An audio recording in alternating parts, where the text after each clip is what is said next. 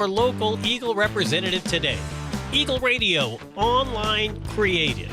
Be heard, be seen, get results.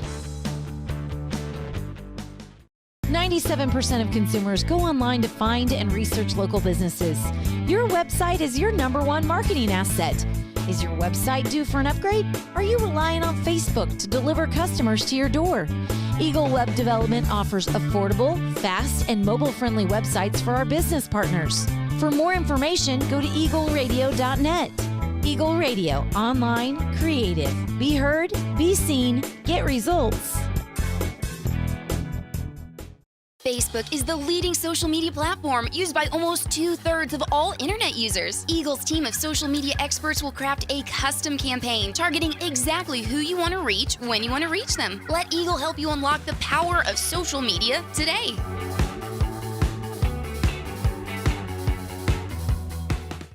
With news outlets in 9 communities in 3 states, the Post News Network offers a place for readers to become informed and for advertisers to get their message out. Nearly 9 million devices landed on Eagle's Post sites in the first half of 2020, an audience that grows every month. For more information on how to advertise on the Post News Network, email marketing@eagleradio.net. Eagle Radio, online, creative. Be heard, be seen, get results. Did you know 90% of consumers who do a local search on their smartphone visit or call a store within a day? Eagle can help those consumers find you, our local business partners. Using our free Google Business Optimization, we will work with you to make sure that when someone is looking for your goods and services, they can find you. Contact your local Eagle representative today. Eagle Radio, online, creative. Be heard, be seen, get results. Eagle offers a wide variety of fun, interactive contests and allows listeners and readers to win big prizes. And those contests also can help businesses craft their marketing plans, reach new audiences, and send coupons and other messaging via our email services. To find out more or to get started, contact your local Eagle representative today. Eagle Radio, online, creative. Be heard, be seen, get results. 97% of consumers go online to find and research local businesses. Your website is your #1 marketing asset. Is your website due for an upgrade? Are you relying on Facebook to deliver customers to your door? Eagle Web Development offers affordable, fast, and mobile-friendly websites for our business partners. For more information, go to eagleradio.net. Eagle Radio, online, creative. Be heard, be seen, get results.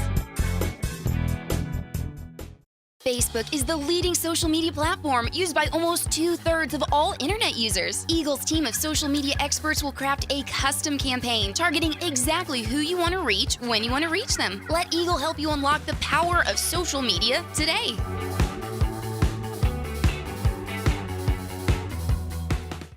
With news outlets in 9 communities in 3 states, the Post News Network offers a place for readers to become informed and for advertisers to get their message out. Nearly 9 million devices landed on Eagle's Post sites in the first half of 2020, an audience that grows every month. For more information on how to advertise on the Post News Network, email marketing@eagleradio.net. Eagle Radio, online, creative. Be heard, be seen, get results. Did you know 90% of consumers who do a local search on their smartphone visit or call a store within a day? Eagle can help those consumers find you, our local business partners. Using our free Google Business Optimization, we will work with you to make sure that when someone is looking for your goods and services, they can find you. Contact your local Eagle representative today. Eagle Radio, online, creative. Be heard, be seen, get results. Eagle offers a wide variety of fun, interactive contests and allows listeners and readers to win big prizes. And those contests also can help businesses craft their marketing plans, reach new audiences, and send coupons and other messaging via our email services. To find out more or to get started, contact your local Eagle representative today. Eagle Radio, online, creative. Be heard, be seen, get results. 97% of consumers go online to find and research local businesses. Your website is your #1 marketing asset. Is your website due for an upgrade? Are you relying on Facebook to deliver customers to your door? Eagle Web Development offers affordable, fast, and mobile-friendly websites for our business partners. For more information, go to eagleradio.net. Eagle Radio, online, creative. Be heard.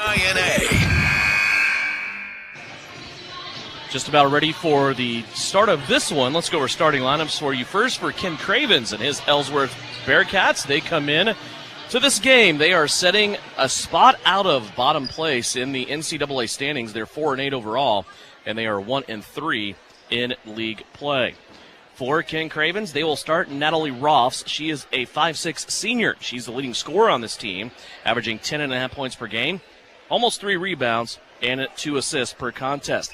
Peyton Coonrod is a 5'11" sophomore, 4 points a game, 2 rebounds. She gets the most assists per contest for Ellsworth.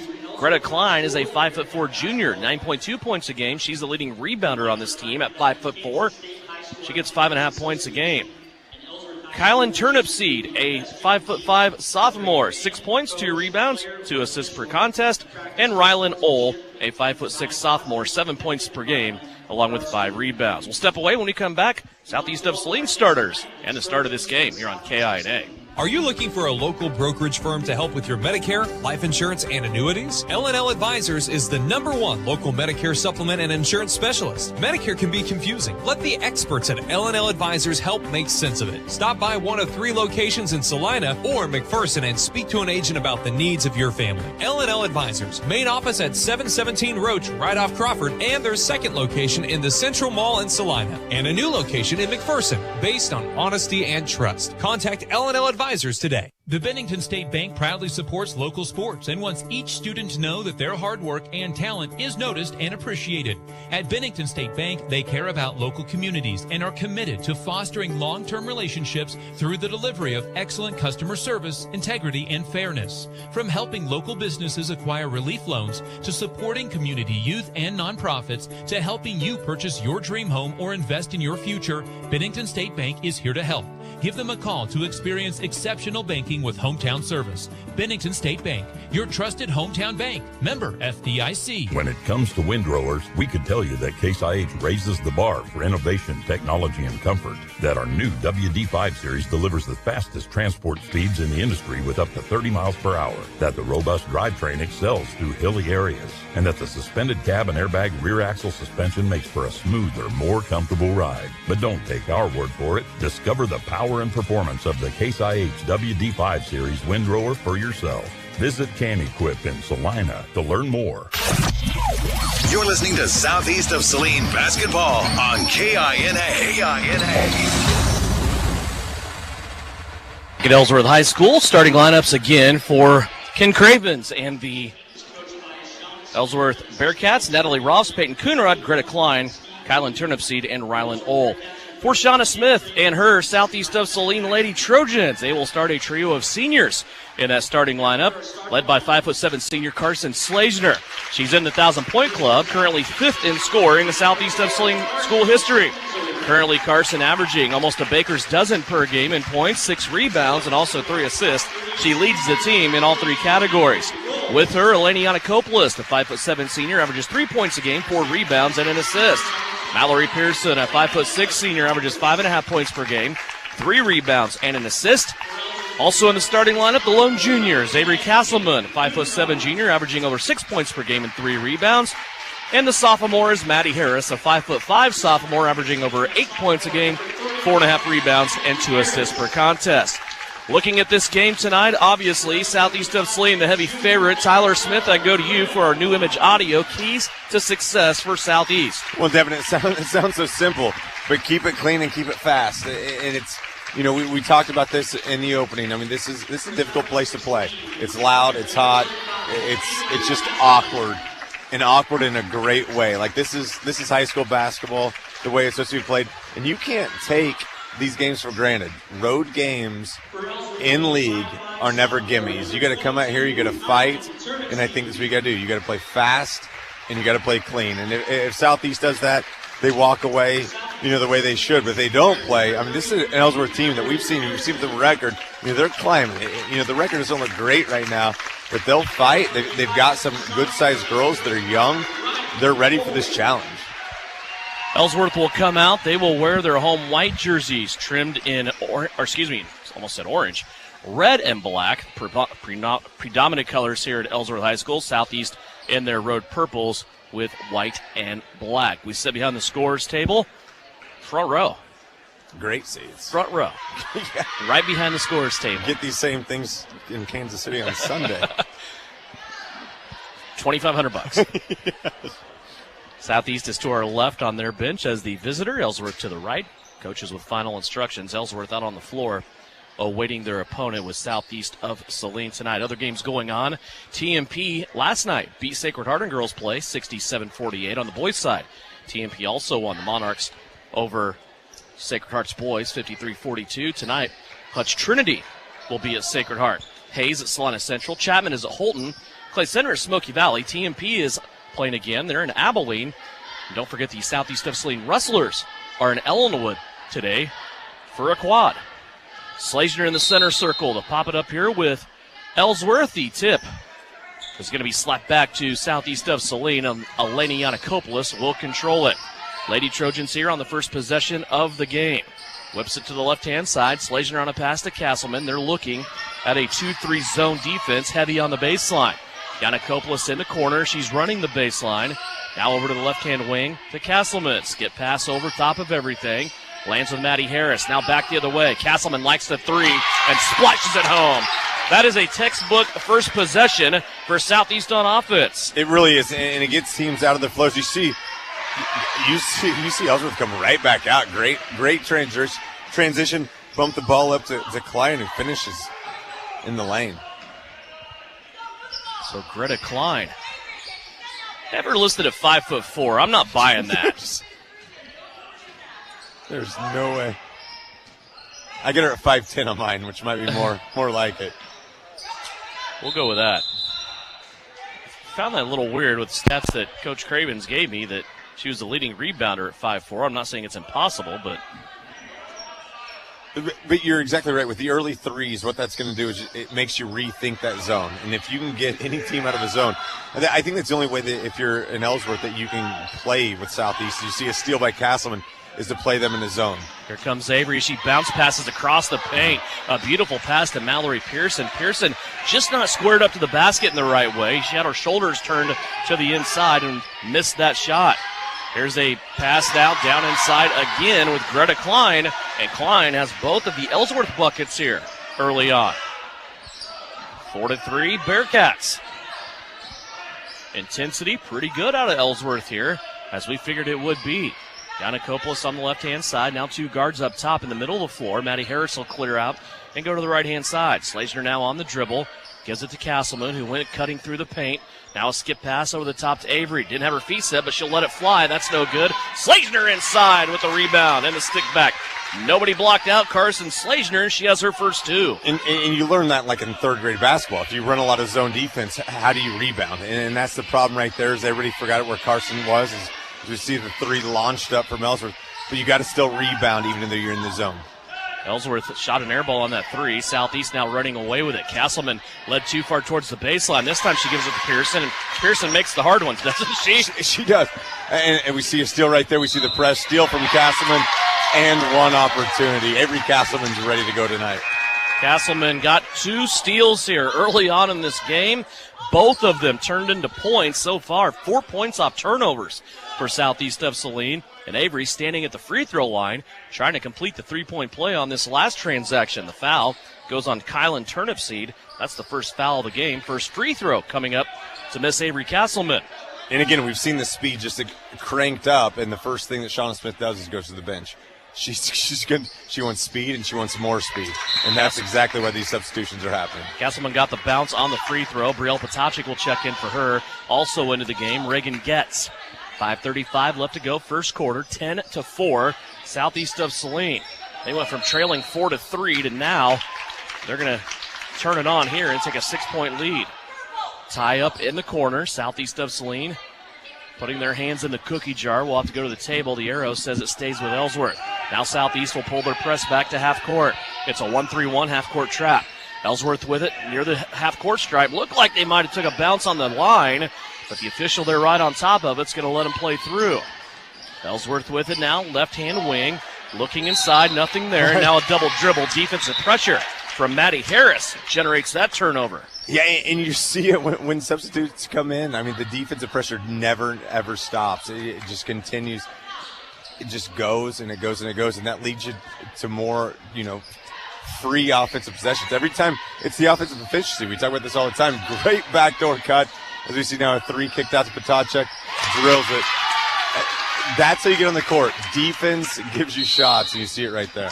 Timeout here by Ken Cravens and the Ellsworth Bearcats. And, well, I just go back to the Sterling tournament. It's a 30-second timeout. We'll keep it right here. And you hear people talk about the eye test a lot.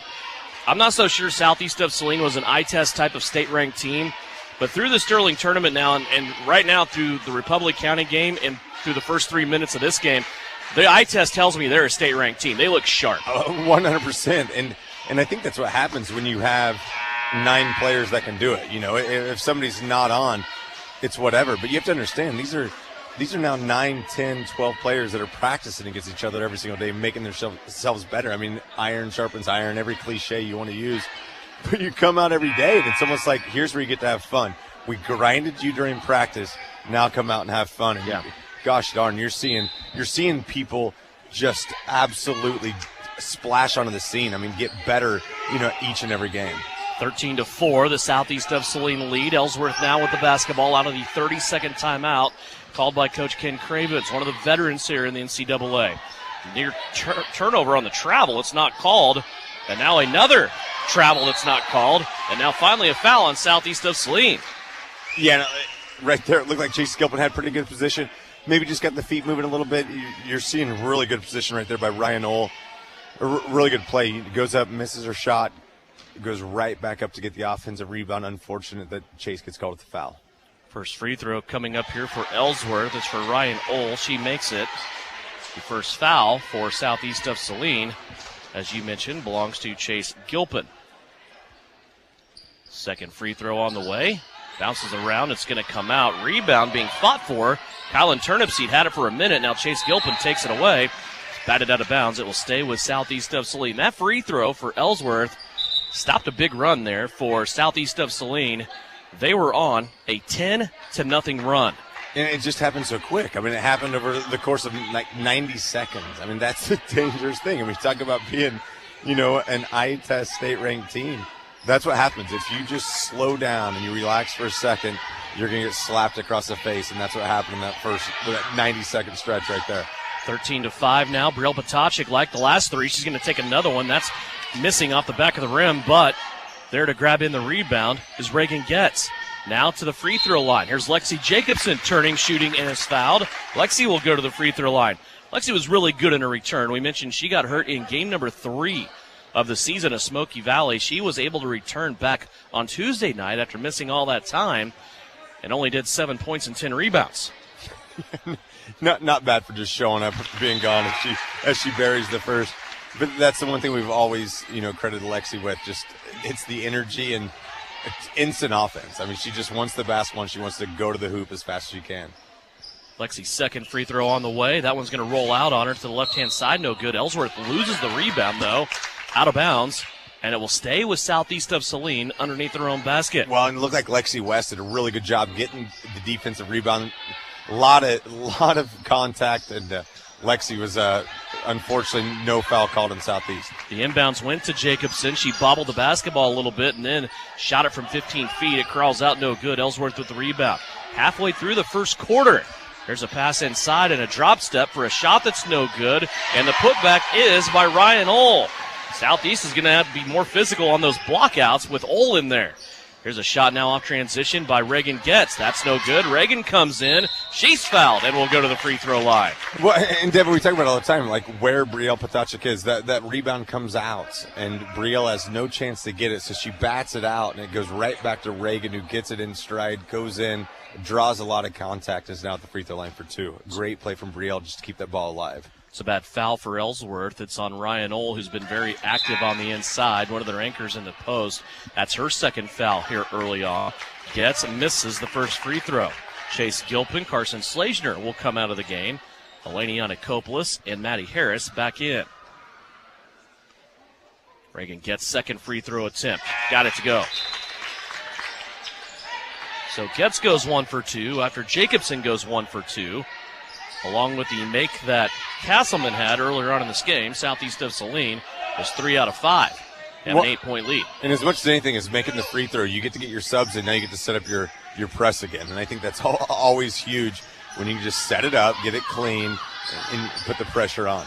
For teams that like to press full court and have that pressure a lot, you always kind of hear the joking saying that if you're not going to make the free throw, at least airball it. That way you get a dead ball that way. 15-7 here. Boy, Southeast really getting after it on defense, and Ellsworth's going to airmail one over here to the scorer's table and turn it over for Ellsworth. That is their 4th turnover. Southeast of Saline still with just the 1. And, you just see great defense, and it caused this turnover, and there wasn't like any jumping or jubilation or excitement. It's just like Southeast knew that was our job. That's exactly what we're supposed to do.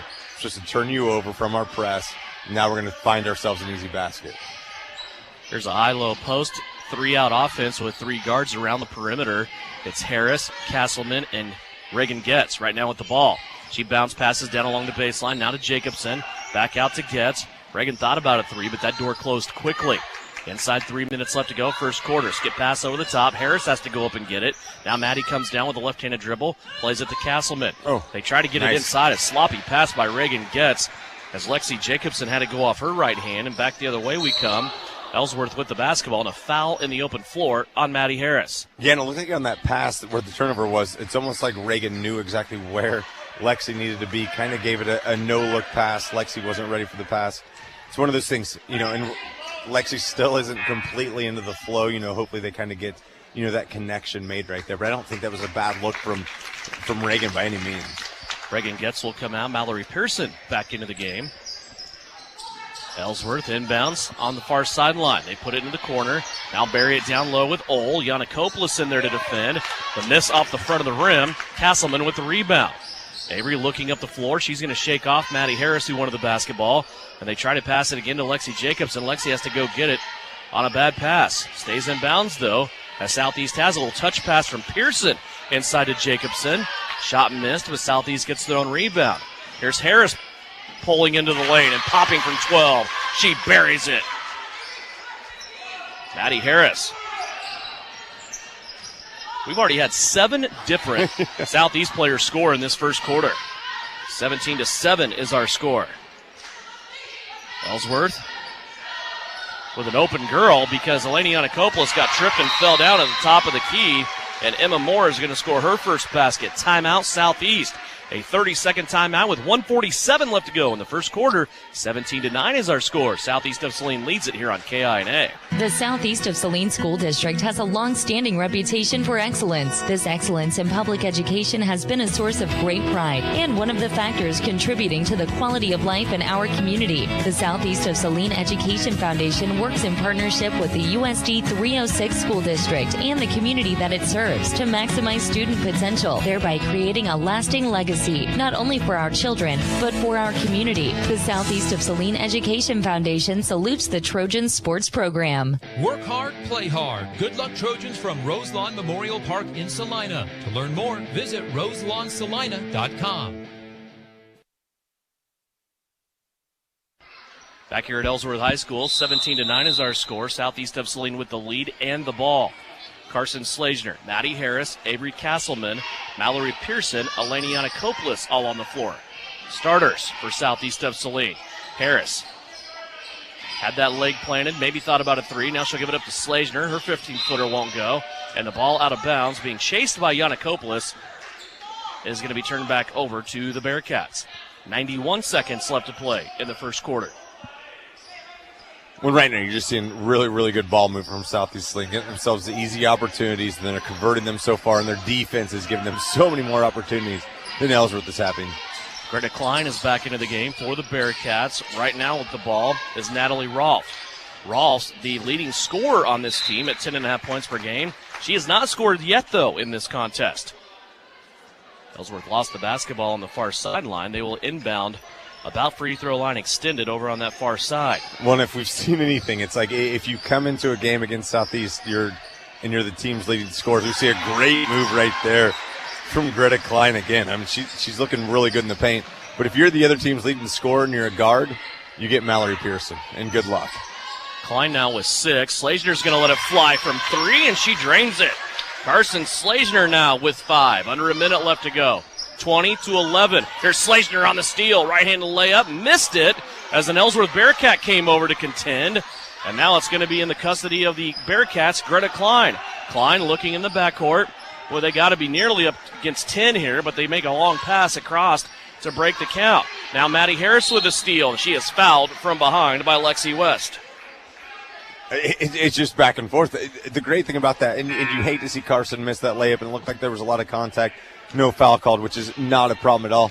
But Southeast was able to still organize themselves and, get into that press after a missed bucket. That's not an easy thing to do, to organize yourselves defensively. They did a great job, and they caused a turnover basketball back with Southeast Saline. Harris with it on the right wing. This might be the final possession of the first quarter. Pearson now has it deep along the baseline.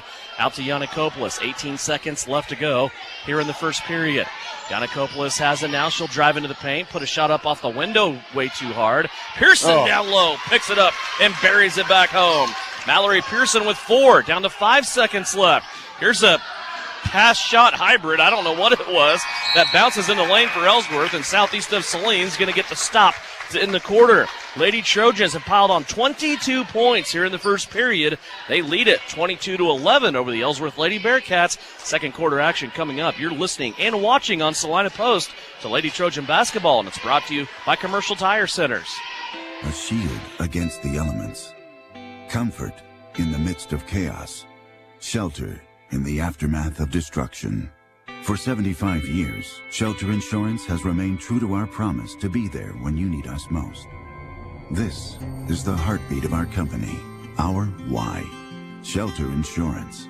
For your auto, home, and life. See me, Kelly Kitchener, at our brand new location, 1809 South Ohio in Salina. Troublesome car repair and everyone has told you it cannot be fixed or it's way too expensive? Try McKim Auto Service in Gypsum, Kansas. They do quick, dependable work and provide the lowest hourly rate in the area. McKim Auto will service your vehicle from front to back and everything in between. They treat you and your car like a friend or even family. McKim Service specializes in engine and transmission rebuilds. 701 Maple, Gypsum, Kansas. Wouldn't trust anyone else with my family car. So, if your repair seems grim, remember McKim. Give them a call today to make your appointment. This is Trojan Basketball on KINA. 22-11 is our score. Little known fact about the Ellsworth High School, it was actually built on an active volcano, is why it's 95 degrees in here. Southeast of Saline leads it, doubling up Ellsworth through that first quarter of play. Bearcats playing well, though. Southeast just generating some of those turnovers into offense. Mallory Pearson stuck along the baseline. Bounces it off a Bearcat foot and out of bounds. And they'll keep it here for the Lady Trojans. And the maturity right there. I mean, Pearson knew that she was trapped. She had the ball for about 3.5, 4 seconds, decided to throw it up a Bearcat defender. I mean, just that maturity and not to turn the ball over. Reagan gets 4-3, top of the key. That won't go too strong. High bounce, and it's collected in by Greta Klein, who got away with a travel after she slammed on the brakes. Over to the right-hand side now. Ellsworth with it. They'll bring it back into the lane, looking in, and that's going to be taken away. Lexi West was the target there. It's stolen away by Maddie Harris. Here comes Harris up the floor. Now they get Brielle Potacek for the same thing they just let Greta Klein get away with. Yeah, it's a tough one. I mean, there was clearly a jump stop when Brielle caught the basketball, and it wasn't the traditional, pivot foot that she established. It kind of looked funky, and maybe she did travel. That's why we're not wearing the stripes. Brielle has been on a tear lately. 10 points in a couple of different games, and that is her career high. Defense way out top here for Southeast of Saline as they're pushing these Bearcats out away from the basket. Ellsworth gets it down along the baseline, though, for a shot from 10. That's no good. And how about that? A strong shot off the rebound by Natalie Ross. You can see why she's this team leading scorer with shots like that. Transition, Potacek. We'll go ahead and mark up the three. 6 points for Brielle. 25-13. Southeast has done a really good job in this game, Tyler. When Ellsworth does something good, they come right back and take it away from them. The anything you can do, I can do better. It is 100% going on right now in Southeast Saline. Here's a cross-court pass. Getz looking for Patochik. Brielle's going to save it from going out of bounds. Now down deep to Mallory Pearson. Mallory got shoved underneath the basket. Can't get it to go. Now it's Slazner on a two-handed skip pass to Patochik. Three-pointer on the way. Can't get her second one to go of the quarter, and the long rebound goes out of bounds. It will have a stoppage in play and give it back to the Ellsworth Bearcats. Chase Gilpin comes in. How about Carson just doing a great job to create that offensive rebound? She all of a sudden finds herself wide open for a three, but understands the hot hand is at Patochik. Skips the ball over, and Patochik misses the three. No big deal. But Carson's just so unselfish. I mean, she wants to look to get everybody else involved. And I think she understands for this team to be playing at Hutch in the state tournament, everyone's got to be involved. Carson didn't have anybody within 10 feet of her. No, and we don't rarely see her pass those shots up. And then a textbook over-the-head two-hand pass. Her vision it's always been there, but I think now she understands that she's got the guns with her. 25-13 our score. Southeast just a smothering half-court defense. There's a little dribble drive by Natalie Roth. Slazner there to shut her off. Now a shot inside by Ellsworth is no good. Battle for the rebound. It'll be awarded to Southeast of Saline as it came off the weak side. Coach Reedy is up off the bench. He will summon sophomore Lexi Jacobson to re-enter the contest. She'll take the place of Reagan Getz. When you play that long without someone, doesn't matter who it is, that is used to being in your top 8, everybody makes a change, right? How hard is it, Tyler, when you go that long without her to change back or find out that there were some people that deserve more minutes and to make that adaptation? Because that's not easy either. No, you're exactly right. I mean, there's all of a sudden this team goes 9 legit deep, and you have to kind of figure out where's that rotation, where's that playing time going to come from as you see a little dump down to Slazner, and you see, great offensive rebound from Gilpin. A lot happened there. Slazner offensive rebound. But no, I mean, you have to understand that defense will kind of dictate your playing time, and then what you can do on the offensive is just ice on the cake, if you will. Kylan Turnipseed, guilty of the foul. That's her second. For Ellsworth, it's their 5th team foul. Carson Slazner makes the free throw. She quietly has 6 points. But the fun thing about this team is I think if you see the way they play is they all understand they want to go out. Nobody's worried about individual stats, individual numbers. I don't know if I've seen a team this bought in a long time. I mean, again, we're seeing a 1,000-point scorer continually come off the floor. She's sat more this year than she has in her entire three-year career prior to her senior year before this, and she's 100% okay with it. You know, everyone buys into that. That's the leadership. As you see great defense from Harris turn the ball over. I mean, when your leaders are doing that, Mallory Pearson, Eleni Yanakopoulos, when your seniors sit more now than ever, it kind of just leads and it manifests itself. I had a really good team one time. I had a point guard who had a motor. It wouldn't stop. She was the best player on the team. So I would love, with 9 people, just subbing the other 4 and leaving her on the floor the whole time. But that's the way that team was made up. This team is much different in their makeup. They have probably 3 really good point guards. Yeah, and we've seen it in years past where those 3 never came off the court, the 3 seniors, and now they, the way is Lexi Jacobson turns the ball over, nice little defensive play right there from Peyton Coonrad, but you're seeing that everyone else is up to their standard now. Here's a drive into the paint, aggressive drive for Ellsworth here by Peyton Coonrod, and I think they're going to call a foul. It'll be on the floor as Maddie Harris is whistled with this foul. It is her second. So Maddie in a little bit of foul trouble here for Southeast of Saline. Mallory Pearson will check in. She will replace Brielle Patochik. Carson Slazner is also going to go in, assumingly for Maddie Harris. 4:30 left to go here, second quarter, 27-13. Southeast of Saline right now operating with their biggest lead of the half. Here's a drive from left-hand side back to the middle. Now the dribble is killed, and they work it around on passes to the right wing. There's Natalie Roths, again, looking for a crease, but she has been shut down by this Lady Trojan defense. Nice backdoor cut on the left-hand side by Ellsworth on offense, but Mallory Pearson there to shut it down. Now they work it back the other way, and a shot missed in at the basket by Greta Klein. Southeast will clean it up. 4 minutes left to go before halftime. We'll talk to Bryson Flax at the half. See what's on his mind as They are getting ready to take on Ellsworth in game number 2. Here's one bounce and a three-pointer for Castleman. Castleman took that little rhythm dribble right there to get her feet set, get her body set, and that's when she's dangerous, extremely dangerous.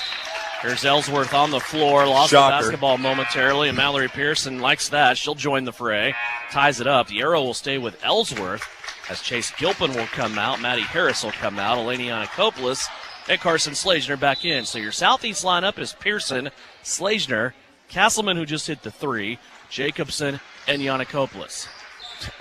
And you want to talk, I mean, you talk about the success of last week in this Sterling tournament, blah, blah, blah, and you come out with 2 games that you don't know where they are on the radar. This team hasn't stopped. I mean, they're diving on the floor for loose balls. Great back cut right there, missed layup from Lexi West. But the intensity has not stopped. There's no letdown, and that's when you got to know things are running really well. Castleman will try another 3. This one was a heat check because a little too strong, but the ball movement in transition there, yes, really good from the Lady Trojans. 30-13.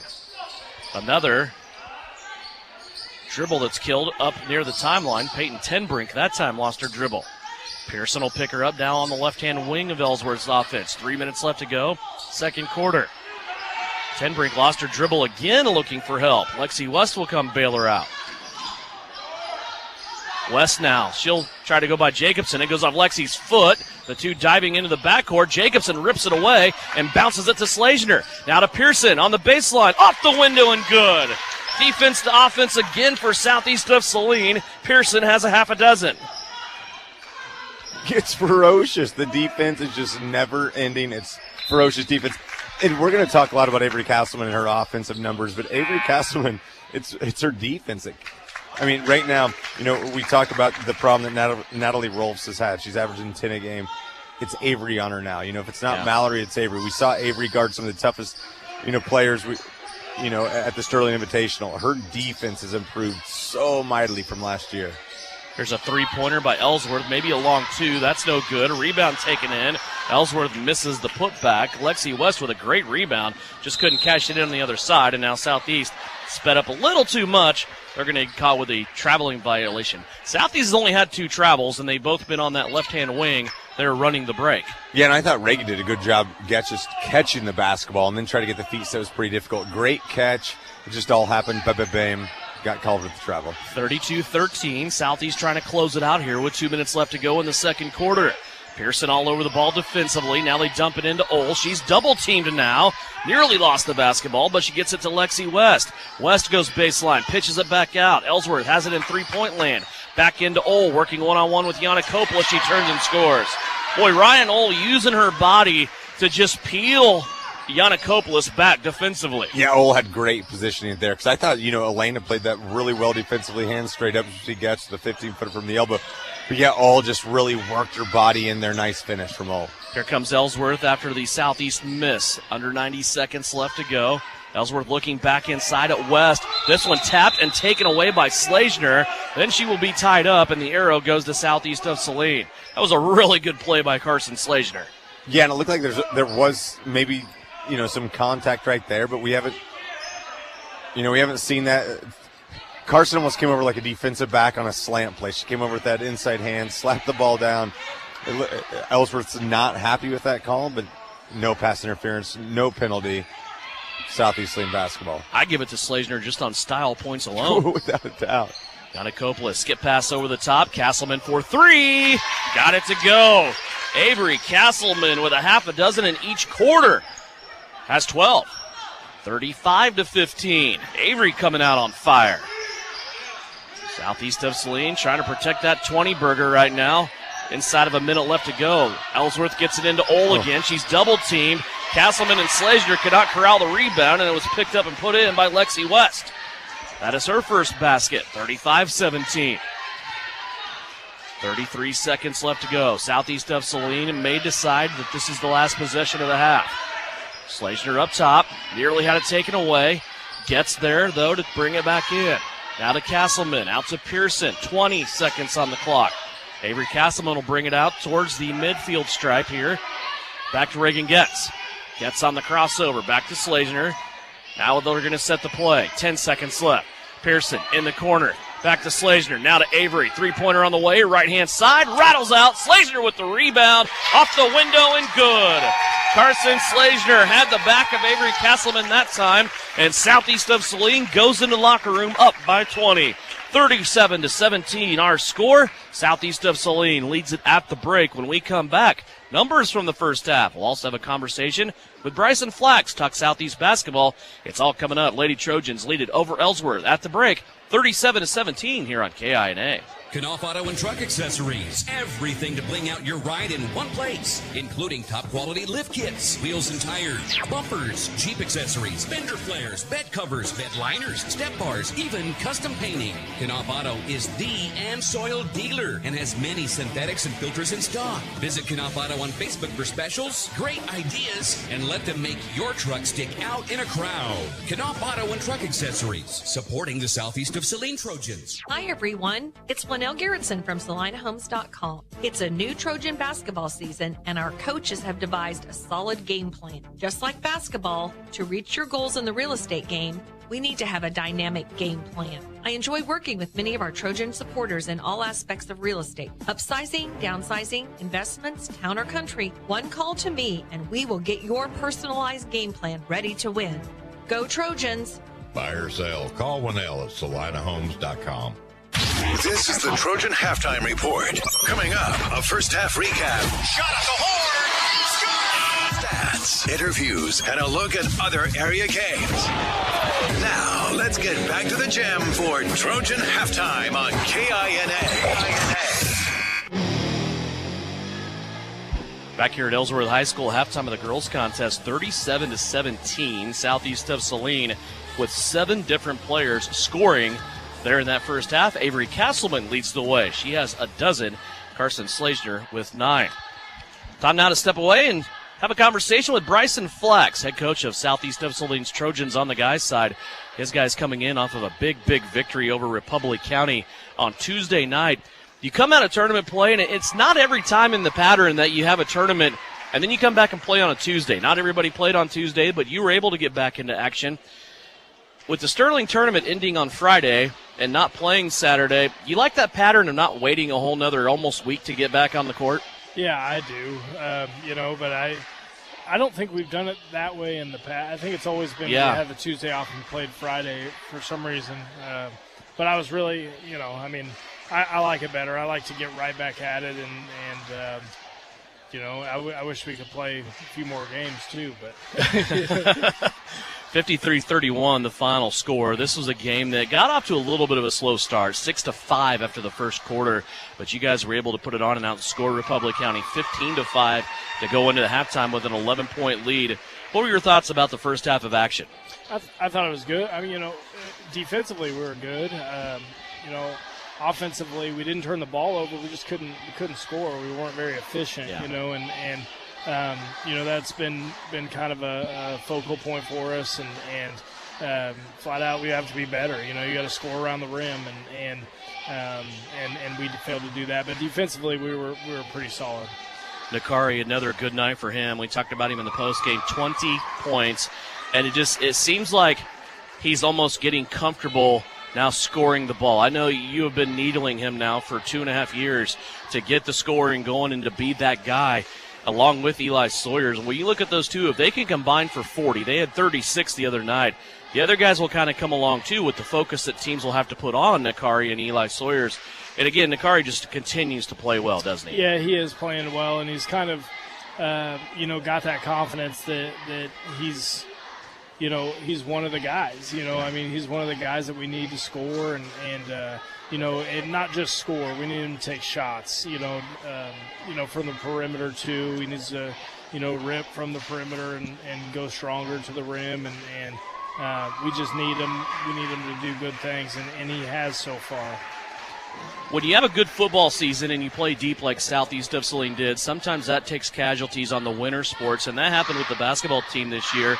But one of the guys that we really didn't know if he was going to be able to be on the court this year or not is Jake Gebhardt. Of course, he's the twin brother of Luke Gebhardt. But we've had some good news about Jake. He's been on the floor this week, hasn't he? Yeah, he has. He started on Monday, and I thought he looked pretty good. He's out of shape, but I thought he looked pretty good. And the thing about Jake, he's been sitting through all of our practices on the sideline. He's been very involved. He knows our sets. He knows our plays. He knows, he's a smart kid. He knows what's going on. He was locked in during those sessions. But then, on Monday I was a little concerned. He took a bump, and he went, I think Isaacson got him, and he went flying through the baseline, and would pop right back up and went back at it. And same with yesterday. He took a kind of an awkward fall, but until he gets, fully comfortable, it's probably going to look worse than it actually is for him because he's trying to avoid it. But, I am really happy for him because I know that's something he wanted to do was be able to play, and it's just so happened it's much earlier than expected. Probably for Caden more than anybody else. You ever think about putting the red jersey on Jake so Caden doesn't mess with him like a quarterback in football practice? We need to, when Caden's on the floor, everybody else needs to fully pad is what needs to happen. That's great. He's been playing so well, too. How do you feel about these Ellsworth Bearcats? Tyler and I were talking. It just seems like no matter how good Southeast is or how bad Ellsworth is or vice versa, weird things always kind of happen in this gym. Over the history, Southeast has brought some really good teams into this gym and came away with a loss. What do you think about the Bearcats this year? Yeah, and to add to that, historically, since I've been here, we've been not very good here. Yeah. And Trenton reminded me that it wasn't just me. It happened before I got here as well, but they're kind of an awkward team. Sometimes they struggle to score. Sometimes they can fill it up. It's just they're searching for a little bit of consistency. Defensively, they're fairly athletic. They're going to pack line you. They're going to sit in and try and take away the inside, which obviously we haven't hit a shot in a couple weeks. So we're going to need to hit some of those early to kind of get them out a little further than they. But they're running everything through him. He's a good player. He's last year as a freshman he was almost ultimately he was almost on the perimeter the entire game, and they just let him shoot threes off of the other three guys they had, and now he's taking it off the bounce and trying to get to the rim. He's got a good mid-range. And if you let him get going, man, he's smooth and he can hit a bunch in a hurry. So we're going to have to be good, making them uncomfortable. Other than playing well on offense from the outside, what do you want to see from your guys tonight the most?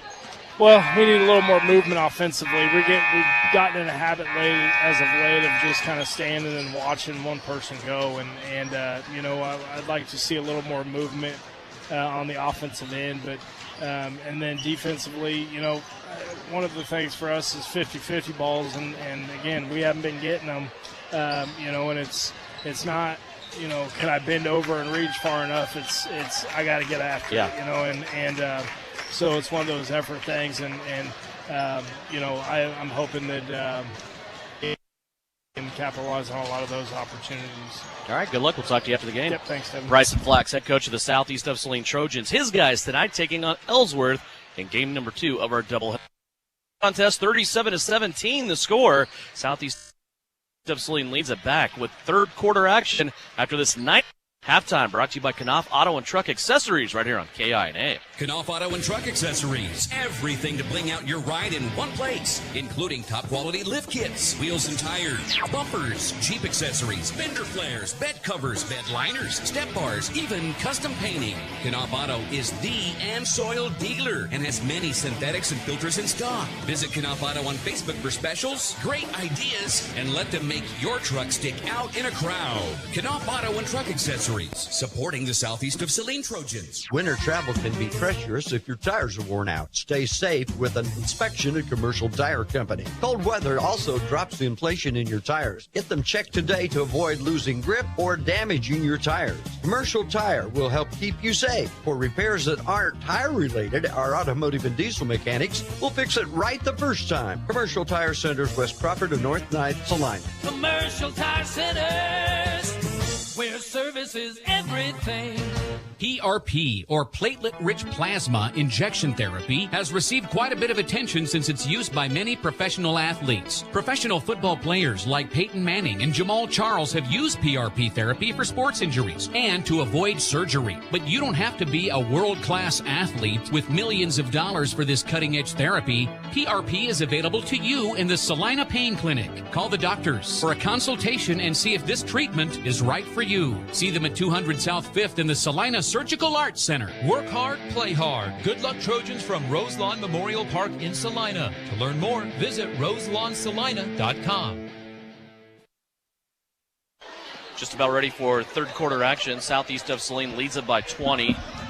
Southeast of Saline being led, Avery Castleman with a dozen. 9 points for Carson Slazner, 6 for Brielle Potacek, 6 for Mallory Pearson, 2 for Maddie Harris, 1 for Lexi Jacobson, and Reagan Getz. Ellsworth being led right now, 6 points by Greta Klein and 5 points from Ryan Old, all on the inside. Tyler, second half, what do you think here about the Lady Trojans? Well, you just want to see more of the exact same. I mean, defense has led to offense. The defense has just been, it's been relentless from Southeast. I mean, you don't know where it's coming from. Everyone's getting pressure. I mean, you're seeing Ellsworth running a lot of good stuff, and they're getting a lot of decent looks, but every single look they get it's hard pressed. There's hands and bodies everywhere. You just got to keep it up for Southeast Saline. Ellsworth got it inside to Kylan Turnipseed, but they're turned away.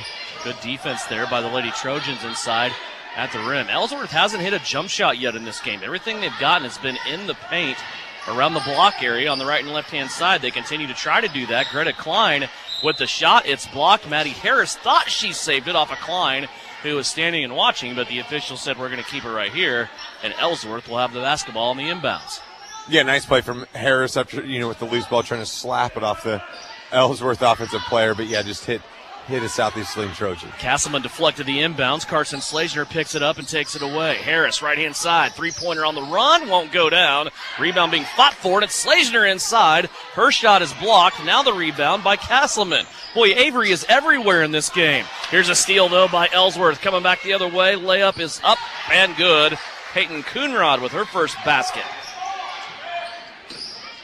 Yeah, nice play from Coonrod right there, just jumping the perimeter pass, taking it all the way, and nice, cozy finish for the Bearcat. Slazner up top, calling an offense. It's a high-low with Pearson around the free throw line. Yannikopoulos down low. Mallory has it. She dumps it down low. Now the kick out to Castleman, who will skip it across over the top of the defense to Harris. She'll drive to the baseline. Little nice jumper that curls around the rim and falls in. First field goal of the game. For Maddie Harris, first field goal of the half. Maddie has 4. And we're starting to see that's kind of Maddie's textbook move. She gets the ball within 10 feet. Nice little quick release as we see Coonrad go to the rack again, fouled hard by Slazner, taking away that easy layup opportunity. Carson wasn't going to give up the layup. She commits our first foul of the game. Southeast, altogether, as a team, has only committed 4 fouls. Which says a lot about the defense they've been playing as well. I mean, they've been playing really hard defense, but it's been really clean. And all of a sudden, what clean defense allows you to do is when you see a breakdown like that, Carson goes in and she fouls hard, not giving up the easy layup, sitting Coonrad to the free throw line where she missed her first. Free throw missed. Southeast of Saline continues to lead by 20, 39-19. Coonrad back with the ball in her hands. Second free throw on the way is going to come up short. Rebound, Mallory Pearson. Here comes Slazner with it after the handoff. Right-hand side, Harris. Now to Yannikopoulos, who, nope, it did not. Fake to Yannikopoulos. Harris with it. Now she'll sling it left-hand side. Now they go to Elena, down along the baseline. Little hard bounce pass in for Mallory Pearson. It was a good thought, but Mallory could not handle that pass. And the Euro will keep it right here with Southeast of Saline after the dual possession. Yeah, it looked like the X's and O's of that play were extremely well. Just that pass is a little bit too hard. Really tough for Mallory to handle. Fortunately, it's still Southeast Saline basketball. Opposite corner on the inbound. Slazner for 3. That won't go. Yannikopoulos gets the rebound on the backside. Good seal there to get the board for Elena. Now Slazner finds her down low. She'll take a dribble back to the middle of the lane, play it out to Harris. Now left-hand side, Castleman. 5:46 left to go here in the third. It's 39-19, southeast of Saline. Here's a great pass from Slazner on the outside. She was in three-point land, and she found Elena Yanakopoulos for her first two. Well, Devin, you're starting to see that zone worry so much about the three-point play that all of a sudden it just softens up. You see Slazner at the steal in the backcourt. Layup, she's fouled on the layup, and that's something that Carson will be mad at herself. That's two layups we've seen missed. There's been a lot of contact on both. She misses that one. She's fouled. She'll have an opportunity for two free throws, but those are things you have to finish. Carson turned like she was coming down the floor on defense, then all of a sudden slammed on the brakes, came back, and was able to steal that pass away. As you said, contact on the layup, and she'll go to the free throw line for two. 9 first-half points for Carson Slazner. The first free throw is up and good. Now she's in double digits with 10. You know, even with the score the way it is, 42-19 for Southeast Saline, everything that the Trojans are doing has intent. You know, you're not just out there playing. You're not just going through motion. There's an intent with the defense. There's intent with every pass. Everything they're doing, there's intent with it. And that's something that's, I mean, look at this defense right here. You see a turnover cause, pressure, layup, Slazner, a lot of contact, no foul. Mallory Pearson just made the perfect pass. And what do they say in football all the time, huh? There's no defense for the perfect pass. That's what Mallory Pearson just did there to lead Carson Slazner into another basket. Boy, that was something else. Now Ellsworth throws it away. 5 turnovers for the Bearcats here already in this third quarter. We haven't played 3 minutes yet. Well, again, we say this every single night. What Mallory Pearson did right there, she'll end up with an assist, but what she did to create the turnover on that side, and then on the back side, it's now Southeast Lane basketball because of the pressure that was turned up from Mallory on the other side. 4:59 left to go, still in the third, and flirting with that 30-point rule. Here's Pearson. They do go back to it, and this time a better pass by Yanakopoulos leads to a Pearson basket. That time the execution was 100. 47-19. It's a 28-point lead. Turnover. Yanakopoulos down the left-hand side. Got the bump, and she'll go to the line. 6 turnovers for Ellsworth here in this third quarter. We thought Southeast had a pretty good first half. They're turning it on here in the third. They've only given up 2 points while scoring 10. They're on a 10-2 run to start this half. Well, I thought Elena did a really good job right there, just going strong to the left side. Understanding either I'm going to go up for a layup as she buries that first free throw, or I'm going to get contact. I think a lot of times we see players try to get too cute, try to avoid the contact. If you go up strong, that contact's going to be there, and you're going to get the free throws. Elena now with 3 straight points. She has become the 8th Southeast of Saline player to score in this game. Lexi Jacobson, Reagan Getz, Brielle Potacik all back in. Second free throw is missed by Elena, but Reagan gets there to stick it back in the cup. Reagan scoring her first field goal of the night. She has 3, 50-19. Good guard defense up top once again by Southeast. Ellsworth working it off the left-hand side. We approach the halfway mark of the third quarter. Way out beyond the three-point line is Ryan Ohl. I'm sure Ellsworth doesn't want her out there. They want her back inside the lane where she is now. She went to turn, and Reagan Getz ties her up. The arrow belongs to Ellsworth. It'll stay with the Bearcats.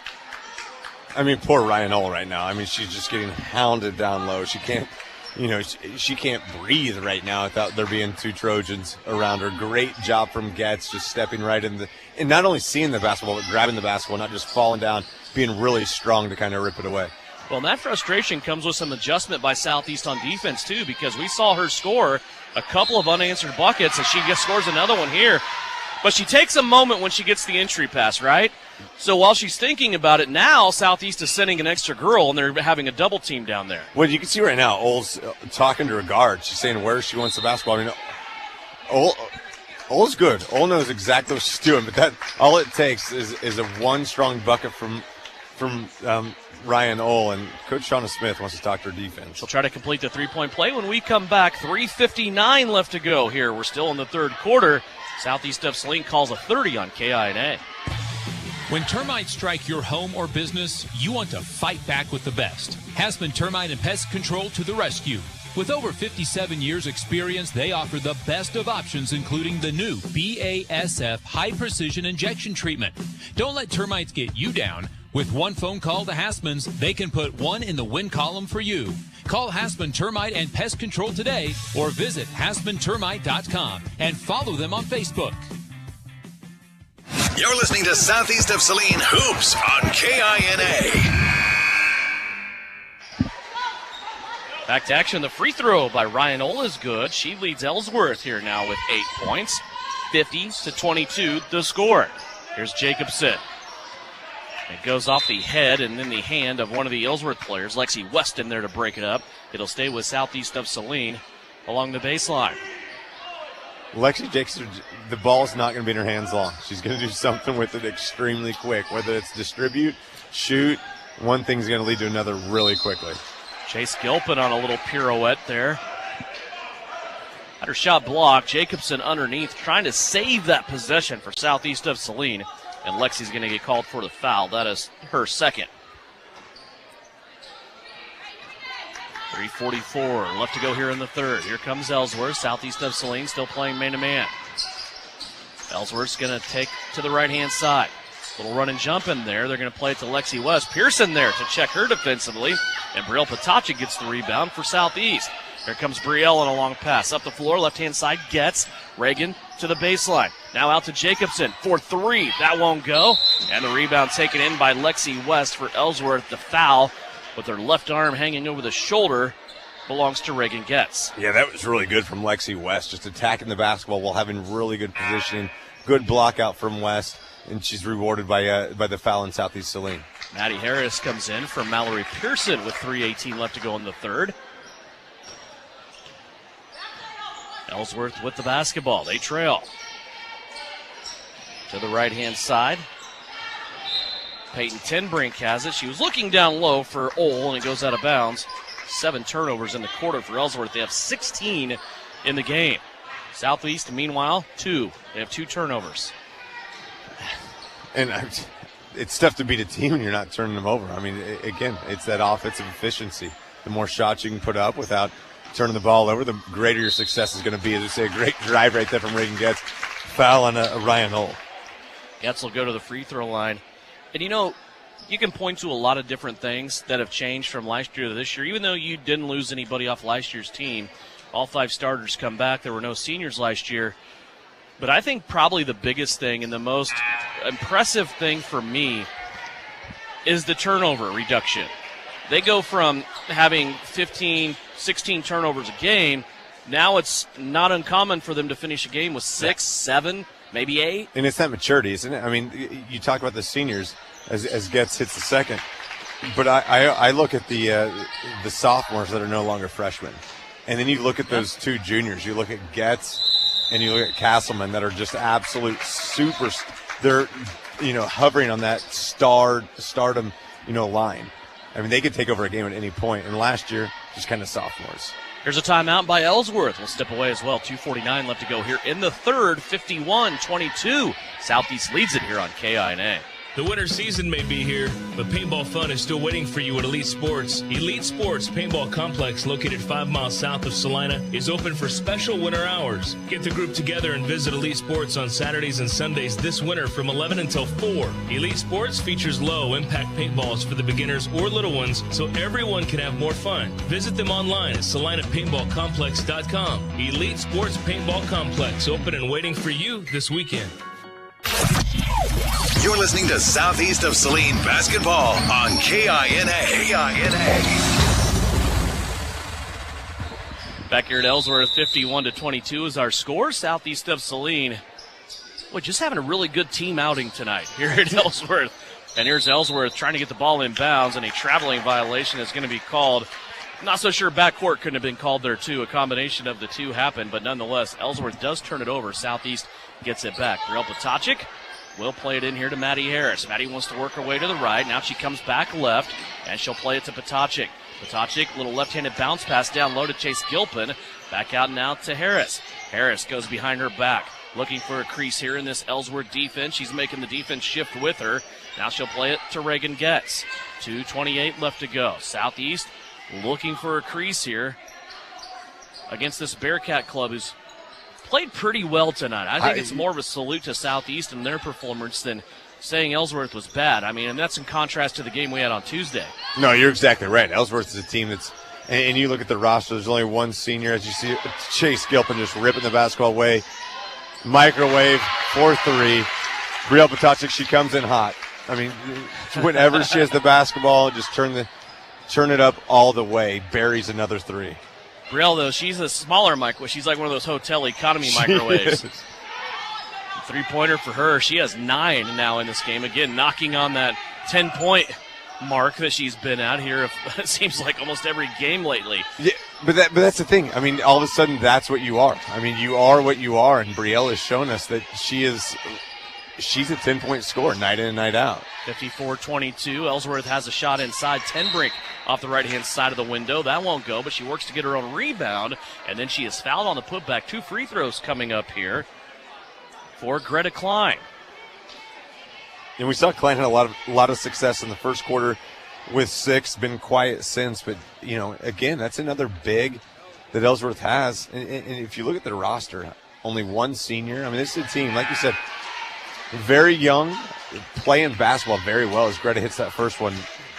It seems it's going to be a lot of fun to watch them progress, through the NCAA over the next couple of years. It's a line change here for Shauna Smith. The only person that stayed on the floor was Maddie Harris. The other four starters now come in to accompany her. It's Slazner, Yannikopoulos, Pearson, and Castleman all on the floor. 1:23 left to go. Harris was looking down low for Yannikopoulos. That ball got deflected and taken away. First turnover of the half on Southeast. It ends up being a run out with Natalie Rolfs scoring her second bucket of the game. 54-25, 108 left to go here in the third. Southeast of Saline again up above that 50-point mark. High post to Pearson. She wants to kick out here to Harris. Harris has to chase it to the corner. Now back up top to Slazner. Back to Harris. Harris looking. Slazner now sinks in a little bit right inside the three-point line. Over right-hand side to Castleman. Beautiful pass into Pearson. And Pearson is fouled as she goes to the cup. 2 free throws coming up for Mallory Pearson. What a great catch from Pearson. I mean, she had her left hand extended. The ball was thrown right to that left hand. Catches, goes up for the shot in one motion, contact. Opportunity for 2 free throws. It's a shame that she plays soccer with hands like that, You're exactly right. Free throws up and good. Mallory now has 9. Of course, Mallory going to the next level. Tabor, she's going to play soccer. Maybe they need to check into her maybe being a goalie. Yannikopoulos gets the miss off the second Pearson free throw.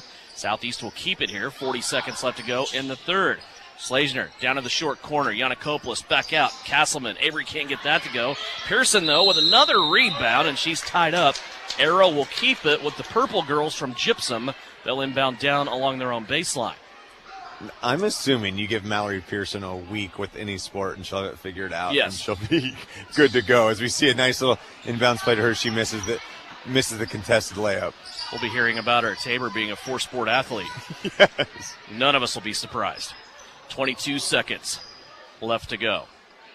Still working our way through the third. It's a 30-point cushion here, and kind of a blown play there by Southeast of Saline. I think maybe 3 of them knew what was going on. The other 2 did not. Now a takeaway. Southeast has it again in the paint. Harris with 7. Brings it back out. Now Castleman, top of the key. 3 won't go. Ball out of bounds, and that'll give it back to Ellsworth with 2.3 seconds left on the clock. Yeah, a lot happened right there. You see a forced turn from Slazner. All of a sudden the ball goes back. Pearson's on the floor. You get back kind of discombobulated as you see a full court heave from Rolfs. At the end of 3, Southeast of Saline continues to cruise. They are up by 30 once again. 55-25 our score. Back with fourth quarter action after this. Southeast of Saline basketball brought to you by Commercial Tire Centers. The Appliance Center. It's where you go to shop for washers, dryers, kitchen appliances, furniture, pellet grills, TVs, and so much more. If you are looking for a local family-owned business, visit the Appliance Center. We're in the big red and white building on South Broadway in Salina. Come experience the Appliance Center difference. To someone going through a difficult time, a text, a call, or a visit can mean so much. Reach out to the veterans in your life today. Let them know they're not alone. If you're a veteran in crisis or know one who is, visit veteranscrisisline.net for confidential support. For nearly 40 years, Home Automotive Center has taken pride in taking care of the people of our community. And if you're interested in selling your car, we can help you with that too, with the Home Automotive Center buyback program. It's the easiest way to get the best price for your car. So when you're ready to sell, we're ready to buy. Simply bring your car to either dealership in Abilene or Salina, and we'll get you taken care of, because that's what we do best. Get your best price with the Home Automotive Center buyback program in Abilene and Salina. You'll be glad you did. This is Trojan Basketball on KINA. A 30-point lead for Southeast of Saline as we open the fourth and final quarter here at Ellsworth High School. It'll be a short fourth quarter, Tyler, that 30-point rule. We will have a running clock for this last period. And so far, you've come in the first three quarters and done exactly what we needed to. I mean, again, we talked about this environment coming in. It's been a great environment. And Southeast done what they needed to defensively, and the offensive game is matched. 55-25, Ellsworth with the basketball. Potachik gets Jacobson along with Gilpin. And for Southeast of Saline, the first time, Addison Rohr, who's been getting more and more playing time starting at the Sterling tournament through now. Yeah, and you see right there, you just see the defense extend a little bit. Rohr's called for a foul, but Ryan Ohl, again, the sophomore, the post player, really good in the perimeter, darting her way to the bucket, good hands to catch the basketball, go up, contested, gets fouled, buries the first free throw. Ohl's free throw gives her 9. Nobody for Ellsworth in foul trouble except for Ryan Ohl. She's in mild foul trouble with 3. Nobody for Southeast of Saline has more than 2. Second free throw also good. Ryan Ohl now with 10 points, leading the way for the Ellsworth Bearcats. 55-27. Potachik has it down low. Now she is tied up by 2 different Bearcats. Arrow will keep it with Southeast of Saline. They'll inbound underneath their own bucket. Reagan Getz will pull the trigger. Mild bounce pass into Gilpin. Back out to Getz. Three-pointer on the step back, no good. And the rebound taken in by Ellsworth's Peyton Coonrod. Back the other way come the Lady Bearcats to the right-hand side. Turnipseed has it. She's trying to work a pick and roll with Ohl. Now it's a little give and go, and Ryan Ohl scores again. 4 points to start the fourth quarter here for Ryan Ohl. She has 12. Yeah, and again, a nice little pick and roll from Ohl. Nice finish, a lot of contact there, nothing called. You see Jacobson put the 3 up as she misses it. But yeah, obviously you're seeing a different defensive standpoint from Southeast Saline. I know you got a lot of the same players, but the emphasis a little bit different. Ohl was able to finish that play with a lot less hassle than she has in the first 3 quarters. Ellsworth working through their offense now. Clock down to 5:42 left to go. Here's a wide open Ellsworth player inside. It's Natalie Rolfs. Now she has a half a dozen. She has scored in every quarter but the first. 55-31. It is a 6-0 run to start the fourth quarter here for the Lady Bearcats. Gilpin has it, high post. She's going to take a couple of dribbles now, leave it off to the right-hand side to Jacobson.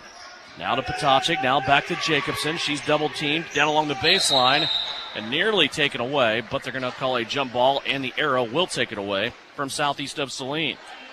For Southeast, just their 4th turnover of the game.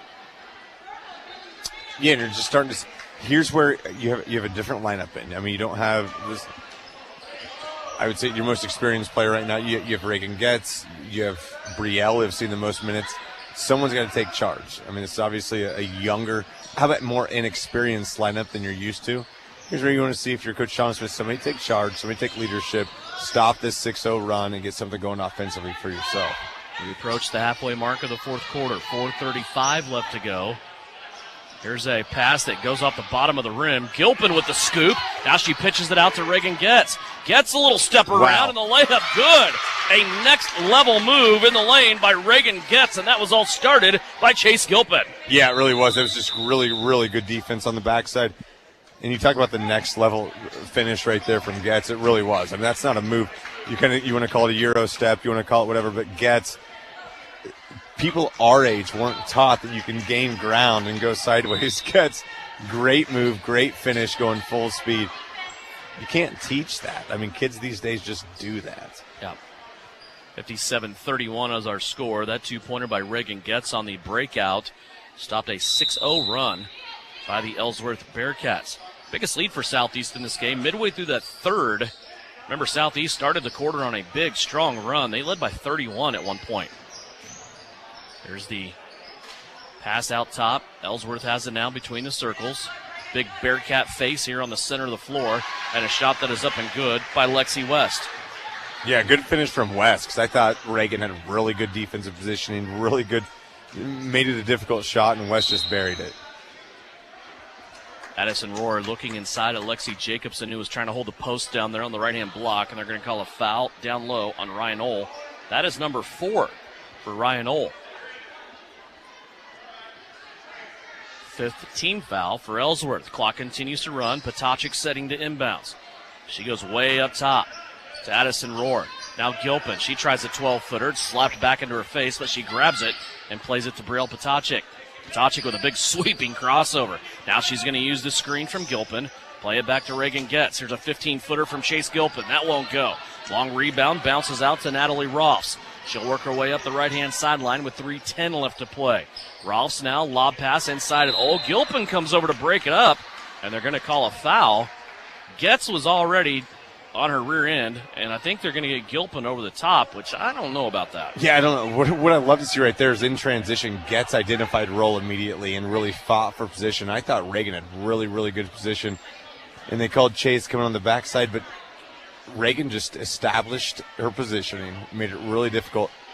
Great entry pass, great catch from Ohl, and Chase Gilpin called for the foul. In the big picture, not a bad foul for Southeast because it'll put Ellsworth at the free throw line for a 1-and-1 and chew up a lot of this clock. It is running.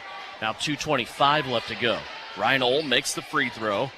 She's had a good fourth quarter here for Ellsworth. 5 points in the quarter. Misses the second free throw. Brielle Potacek with the rebound. Here comes Brielle across center court. Over to the right-hand side, Jacobson.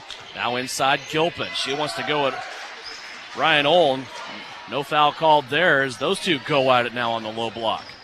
Here comes a step-through move and a charge into the lane by Natalie Rolfs. They're going to say she traveled with the basketball. 20 turnovers now in this game for Ellsworth. 57-34, our score.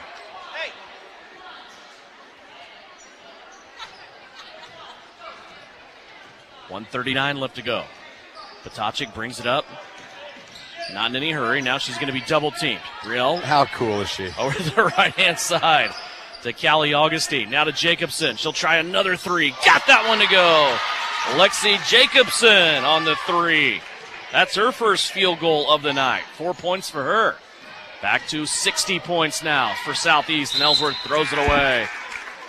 And that's what makes things dangerous. If Lexi starts to realize that she can hit that shot, goodness. I mean, we know what she does down low. We know that she can just get things going, from 10 feet in.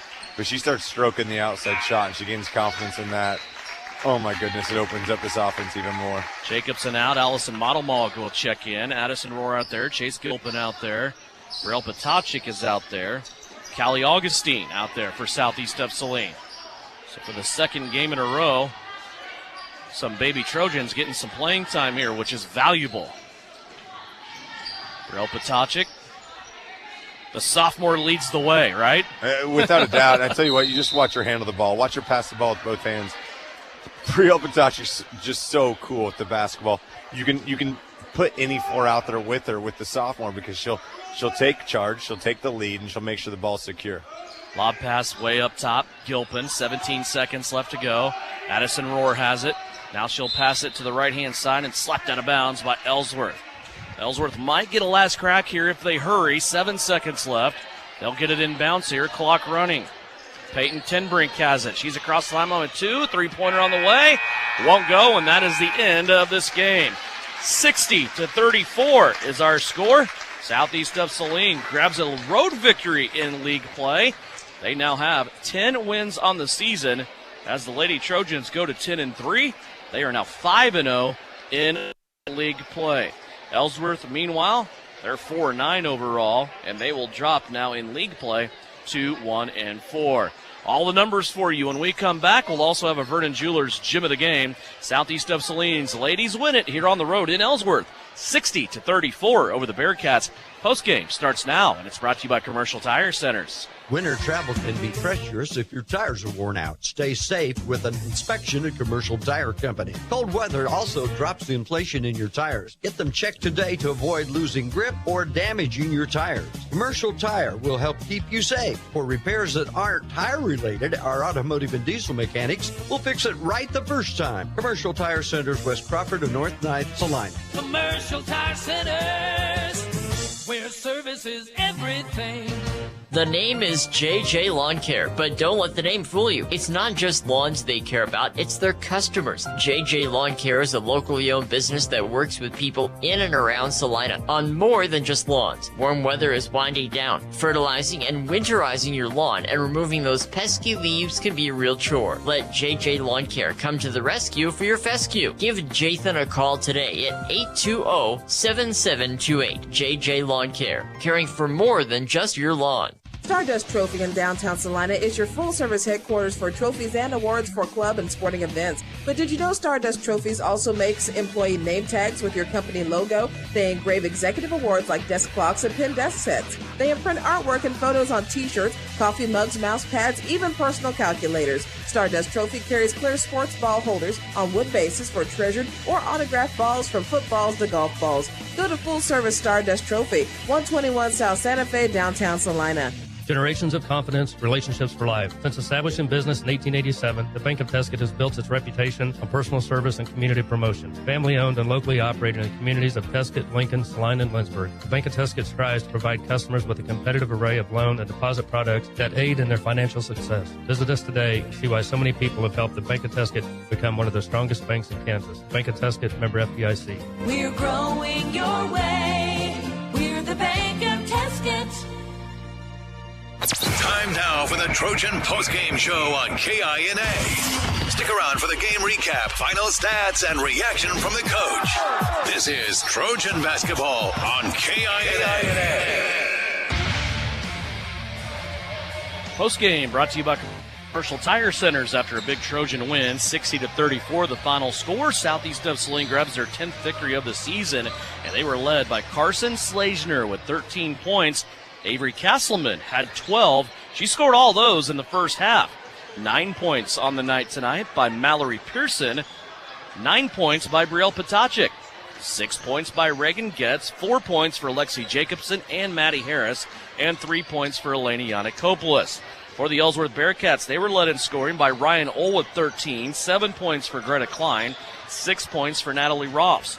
4 points for Lexi West. 2 points for Emma Moore. And also Peyton Coonrod. Free throw shooting, 10 of 15 tonight for Southeast of Saline, 6 of 11 for Ellsworth. Turnovers, though, really the big story in this one. Southeast of Saline committed just 4 turnovers in this game, while forcing Ellsworth into 21 turnovers. My vote tonight, Tyler, I'll go first, then I'll let you have it. I'm going to go Avery Castleman, man. The way Avery is playing, and it's not only on offense. We talked about that. The offense is coming. It'll come and go with Avery as she plays. But she now is a necessity on the floor when her shot is not going down because of the way she plays defense and the way sometimes she just comes out of nowhere because she is hustling and she has a desire to go rebound the basketball. No, Devin, you're exactly right. Let's just talk about the offense first. First of all, it was, you talk about 12 points, but it was 12 points all in the first half, and that changes the way you have to play defense against Southeast Saline. Avery loves the three. She'll hit an open three, but she can also take you to the rack if she needs to. But that'll stretch the defense, and then everything else opens up after that, and then you hit the nail on the head. She can then play an entire half. And I guess we only saw in the third quarter. We didn't see much of Avery in the fourth, where she doesn't have to shoot. She doesn't need to shoot, but she's still a necessity on this court. And you're seeing that with everybody, but it takes somebody like Avery, who was very – we saw her a little bit as a freshman, a lot last year as a sophomore, who was kind of a one-way player. I mean, she was kind of a liability on the defensive side, and now she's established herself. Not only does she have to be on the court, but Shauna Smith's going to put her on your best offensive player if Mallory Pearson's not around, and you're going to have to deal with Avery Castleman, and she's going to bury you on the offensive side as well. So, yes, what Avery's doing right now, it's a great run, and she's doing it in both aspects of the game. Combining for 25 was Slazner and Castleman, and then everybody else just kind of filling in the gaps around that. There were tonight 8 different Southeast of Saline players that scored. Southeast of Saline's biggest lead, 31 points in the third quarter, and they go on for a 60-34 victory, their 10th victory of the season. And now, Avery Castleman, the Verdon Jewelers gem of the game. For Southeast of Saline, it's their third game in a row scoring 60 or more points. So the offense coming around for Shauna Smith's crew. They get the victory, 10th one of the season. They hold on to number 1 the top spot in the NCAA. Let's turn the corner now. We'll turn our attention to game number 2 of our doubleheader. It's the guys contest coming up here on KINA and also SalinaPost.com with live stream video brought to you by Commercial Tire Centers. Pregame begins now for the guys contest. And countdown to tip-off brought to you by L&L Advisors. We're 9 minutes away from the start here on KINA. Are you looking for a local brokerage firm to help with your Medicare, life insurance, and annuities? L&L Advisors is the #1 local Medicare supplement and insurance specialist. Medicare can be confusing. Let the experts at L&L Advisors help make sense of it. Stop by one of 3 locations in Salina or McPherson and speak to an agent about the needs of your family. L&L Advisors, main office at 717 Roach, right off Crawford, and their second location in the Central Mall in Salina, and a new location in McPherson, based on honesty and trust. Contact L&L Advisors today. Time now to step away and have a conversation with Bryson Flax, head coach of Southeast of Saline's Trojans on the guys' side. His guys coming in off of a big victory over Republic County on Tuesday night. You come out of tournament play, and it's not every time in the pattern that you have a tournament, and then you come back and play on a Tuesday. Not everybody played on Tuesday, but you were able to get back into action. With the Sterling tournament ending on Friday and not playing Saturday, you like that pattern of not waiting a whole nother almost week to get back on the court? Yeah, I do. But I don't think we've done it that way in the past. I think it's always been we had the Tuesday off and played Friday for some reason. But I was really, I like it better. I like to get right back at it, and I wish we could play a few more games too, but 53-31 the final score. This was a game that got off to a little bit of a slow start, 6-5 after the first quarter, but you guys were able to put it on and outscore Republic County 15-5 to go into the halftime with an 11-point lead. What were your thoughts about the first half of action? I thought it was good. Defensively we were good. Offensively, we didn't turn the ball over. We just couldn't score. We weren't very efficient, and that's been kind of a focal point for us. And flat out, we have to be better. You got to score around the rim, and we failed to do that. But defensively, we were pretty solid. Nakari, another good night for him. We talked about him in the postgame, 20 points, and it seems like he's almost getting comfortable now scoring the ball. I know you have been needling him now for 2.5 years to get the scoring going and to be that guy along with Eli Sawyers. When you look at those two, if they can combine for 40, they had 36 the other night. The other guys will kind of come along too with the focus that teams will have to put on Nakari and Eli Sawyers. And again, Nakari just continues to play well, doesn't he? Yeah, he is playing well, and he's kind of, got that confidence that he's one of the guys. He's one of the guys that we need to score and not just score. We need him to take shots, from the perimeter too. He needs to, rip from the perimeter and go stronger to the rim. And we just need him. We need him to do good things, and he has so far. When you have a good football season and you play deep like Southeast of Saline did, sometimes that takes casualties on the winter sports, and that happened with the basketball team this year. But one of the guys that we really didn't know if he was going to be able to be on the court this year or not is Jake Gebhardt. Of course, he's the twin brother of Luke Gebhardt. But we've had some good news about Jake. He's been on the floor this week, hasn't he? Yeah, he has. He started on Monday, and I thought he looked pretty good.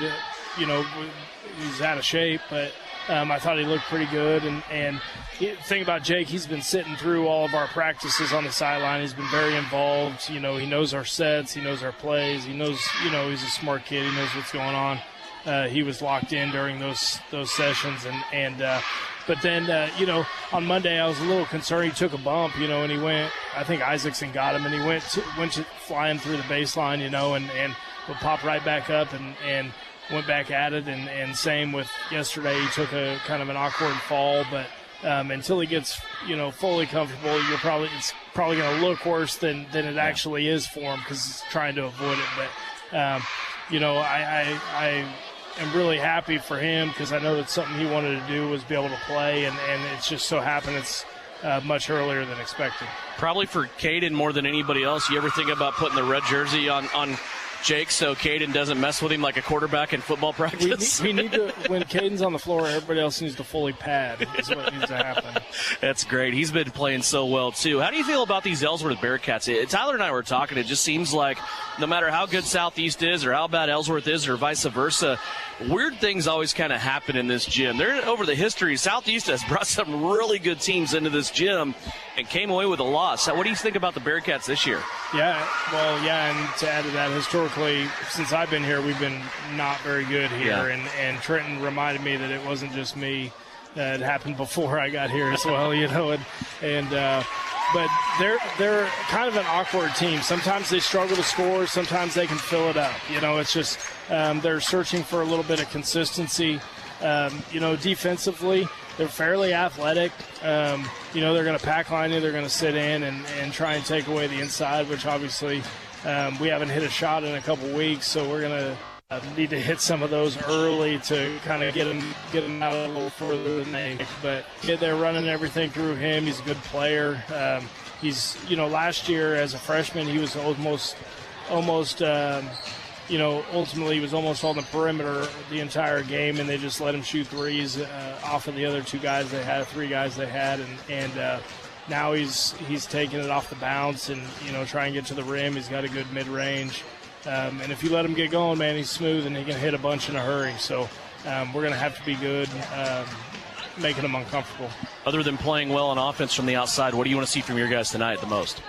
Well, we need a little more movement offensively. We've gotten in a habit as of late of just kind of standing and watching one person go. And I'd like to see a little more movement on the offensive end. But and then defensively, one of the things for us is 50-50 balls, and again, we haven't been getting them, and it's not, can I bend over and reach far enough? It's I got to get after it, so it's one of those effort things, and I'm hoping that can capitalize on a lot of those opportunities. All right, good luck. We'll talk to you after the game. Yep, thanks, Devin. Bryson Flax, head coach of the Southeast of Saline Trojans. His guys tonight taking on Ellsworth. This is Trojan Basketball on KINA. Back here at Ellsworth High School, getting ready for game number 2 of our doubleheader as the Southeast of Saline Trojans getting ready here to also, just like the girls, go for their 10th win of the season.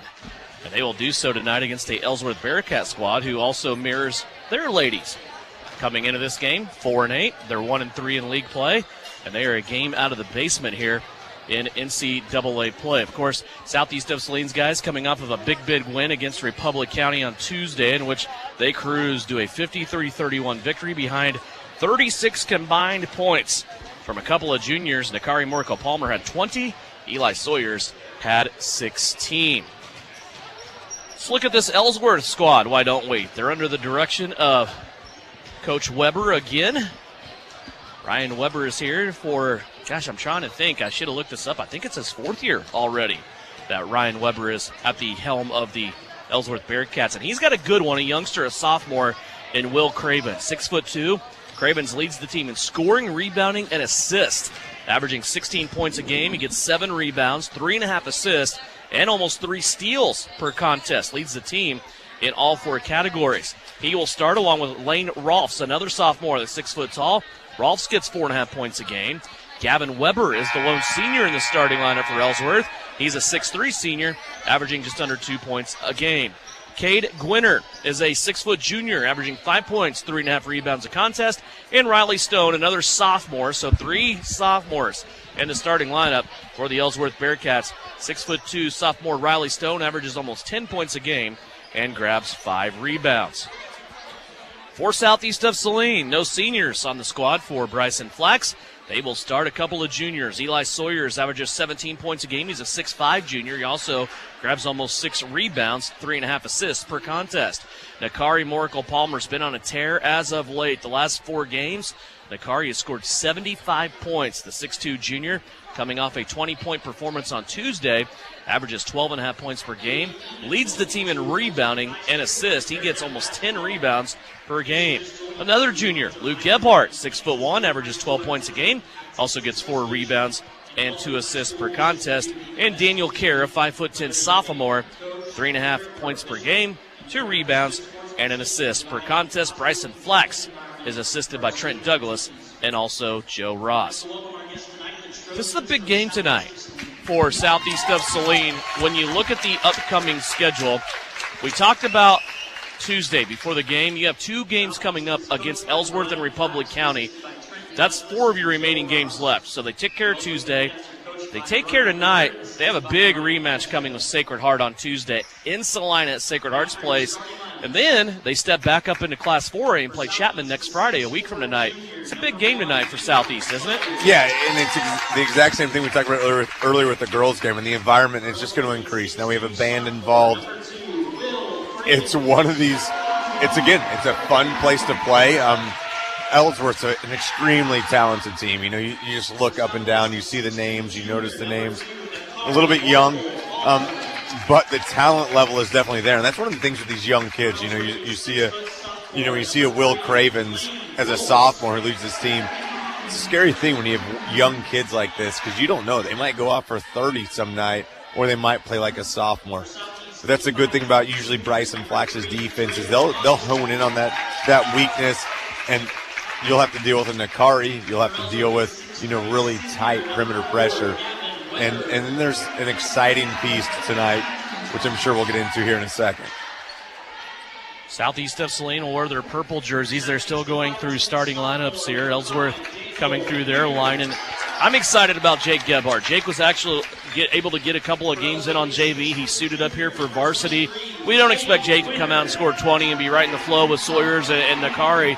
But, man, he's one of those guys that he's worked hard on his inside game, and that's where Southeast of Saline probably needs the most help is on the inside. It's going to be nice to see him touch the floor, even if it's just for a couple of minutes. No, it really is. And you know what? When you have a guy like that get back onto the floor who, you lost in I believe the quarterfinals of the playoffs, maybe the semifinals. I'm not sure which game it was.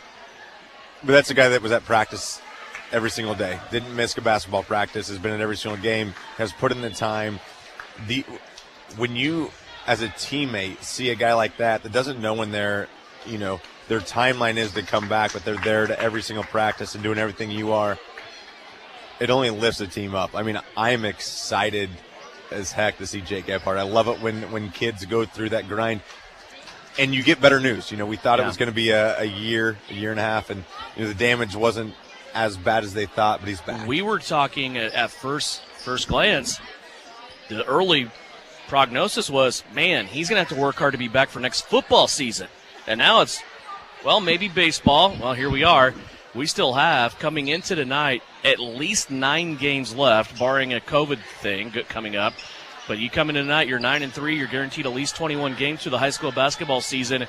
So there's still some time here for Gebhardt to get back in the mix. Yeah, and it's almost like you just got this new in-season recruit that's going to give you by the way, his last name's Gebhardt. So guess what? I mean, he's going to add excitement.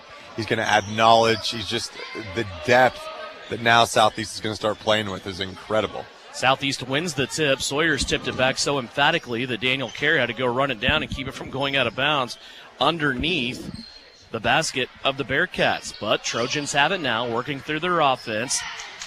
On the left-hand side, Drake Augustine has it. Augustine with Sawyers. Sawyers for 3, and that's good. That is exactly the way the girls started their game. And we see Ellsworth come out in that 2-3 zone as well. And if you're going to extend Eli out, and Eli's going to, if you're going to give him an open 3, he's going to take it and he just buries it, which is going to cause problems if that continues to happen for Southeast Saline. Here's man-to-man defense. Luke Gebhardt almost with a steal. He's going to come back now and recover defensively. Southeast of Saline in a man-to-man. We're almost 1 minute in, 3-0. Southeast of Saline scored on the first possession of the game. Ellsworth now working on their possession.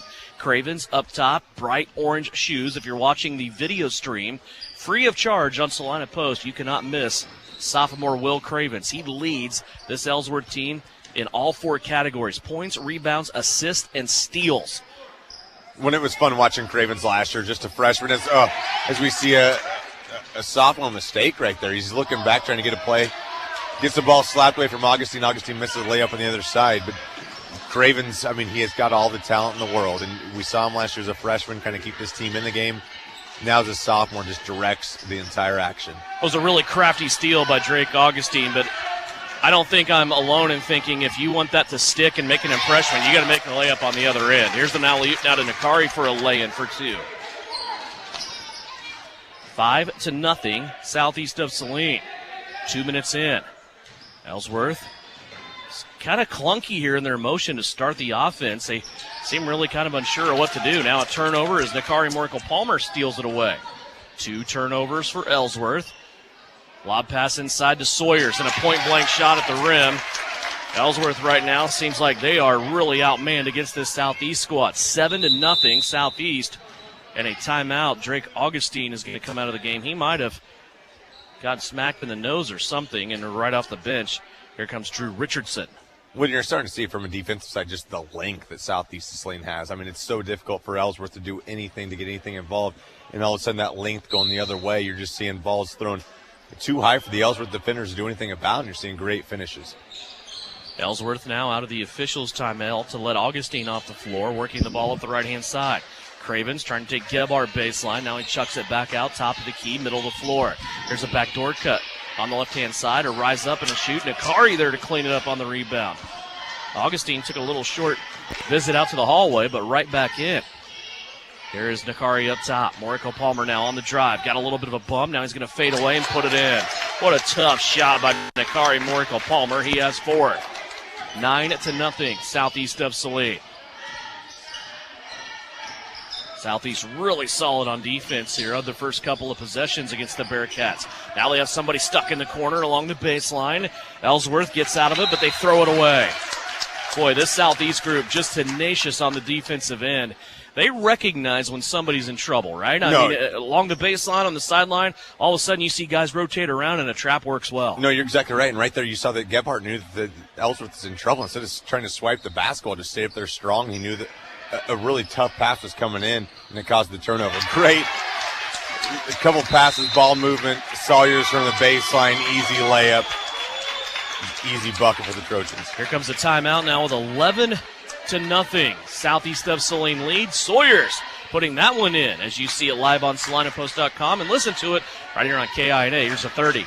Winter travel can be treacherous if your tires are worn out. Stay safe with an inspection at Commercial Tire Company. Cold weather also drops the inflation in your tires. Get them checked today to avoid losing grip or damaging your tires. Commercial Tire will help keep you safe. For repairs that aren't tire-related, our automotive and diesel mechanics will fix it right the first time. Commercial Tire Centers, West Crawford and North Ninth, Saline. Commercial Tire Centers, where service is everything. You're listening to Southeast of Saline Hoops on KINA. 4:39 left to go here, first quarter. We're just underway. Southeast of Saline has already built an 11-0 lead over the Ellsworth Bearcats, and now they turn over the inbounds play. Drew Richardson, I don't know if he was thinking this in his mind, but almost kind of a nice play just to let that ball go. I feel like he could have got it, but nobody touched it. So now Southeast has a chance to run some inbounds offense. Yeah, great play by Richardson and the whole defense just to make a difficult pass. And right there, you're seeing the intensity so much different tonight than it was on Tuesday night. Here's Richardson for a 3 off the cross-court pass. That's no good. Sawyers hustling to the basketball, and he saves it off a Bearcat. Gavin Weber was sitting there watching, and Sawyers took advantage of it. Will Cravens asking out. Yeah. Once out. Out of a timeout. Yeah, he's pulling on the shirt. Maybe that's a different signal in Ellsworth than it is everywhere else in the world. There's Daniel Kerr for 3 off the right-hand side. That's no good. The rebound is kept out to Gebhardt, and Luke splashes home his first shot attempt of the night. 14-0, the score. Ellsworth gets the ball up the floor. Now they play it back out. Leighton Leiker is into the contest. Inside, Bearcats have it. They throw one up over their shoulder. Nakari Morkel-Palmer on the rebound, immediately looking up the floor. Has Gebhardt on the left. On the right, it's Richardson. Now to Kerr along the baseline. Daniel Kerr tried to get Gebhardt down on that lower block, and that's going to be slapped out of bounds by Cravens and kept here with Southeast of Saline. When you're seeing Coach Flax tell Kerr maybe to give that a bounce pass to the right side. When you go up top, I mean, Cravens is a good athlete. He was able to knock the ball away without creating any contact, but a bounce pass makes it really difficult. Isaacson, Case, and Lilly into the game here for Southeast of Saline. Kerr and Sawyers will take a break. 14-0, our score. Southeast of Saline leads it. Cravens has it middle of the floor. Long bounce pass to the right-hand side. Now back up middle of the floor to Cade Gwinner. Cravens has it. Bullet pass back inside to Liker. Liker turns. His shot no good. Isaacson with the rebound. Long pass up to Gebhardt. Gebhardt takes the bump to the baseline. Back out. Nakari for three. Nailed it. Nakari Miracle Palmer has 7. And it's 17-0 out of the gate. 3:14 left to go. Ellsworth now with a cross-court pass into the hands of Liker. Liker into the lane to Weber. Back to Liker. He hangs, shoots, can't get it to go. Here comes Nakari with it up the right-hand side. Morico Palmer, little stutter step out to Lilly for three. He nails it. Mason Lilly for three. Bryson Flax told me in pregame that he would like to see his team play better from the perimeter and shoot better. I think he's getting that wish early on. There's a drive now and a foul. It's our first foul of the game. And it's going to go against Southeast of Saline. Well, and we're not seeing sloppy basketball from Ellsworth by any means. Nope. I mean, they're working the ball in. They're getting good shots. Those shots are very well contested from Southeast Saline's just not giving any second chances. The defensive board's down, and they're running the other. Leighton Liker to the free throw line. His free throw goes around the rim about 27 times and then falls in. First point of the game for Ellsworth. That's kind of a brief synopsis of tonight for Ellsworth so far. It's a free throw that takes 5 seconds twirling around the rim to go in. Second free throw on the way from Liker. Also good. That one was more true as it went through the net. 20-2 our score now. Southeast of Saline with the big lead. They get the ball back, working down the right-hand side. Sawyers is back in. Nakari Morico Palmer taking a break. Sawyers looks inside at Isaacson. Now he passes to the right to Gebhardt. Three-pointer on the way, no good. Sawyers with the tip on the rebound. Back to Gebhardt. Back to Sawyers for three. Too strong, no good. Liker with the rebound here for Ellsworth. Boy, Leighton Liker off the bench has provided a little bit of a spark here for Ellsworth. Into the corner. Here's Cole Weber. Little step-through play. Ellsworth can't score. The miss there from Riley Stone. Southeast up the floor quickly. Isaacson with it. Now out to Kaysen Lilly. Ball above his head. Kaysen looks to the left-hand side. Isaacson, now Richardson. Inside 2 minutes left to go.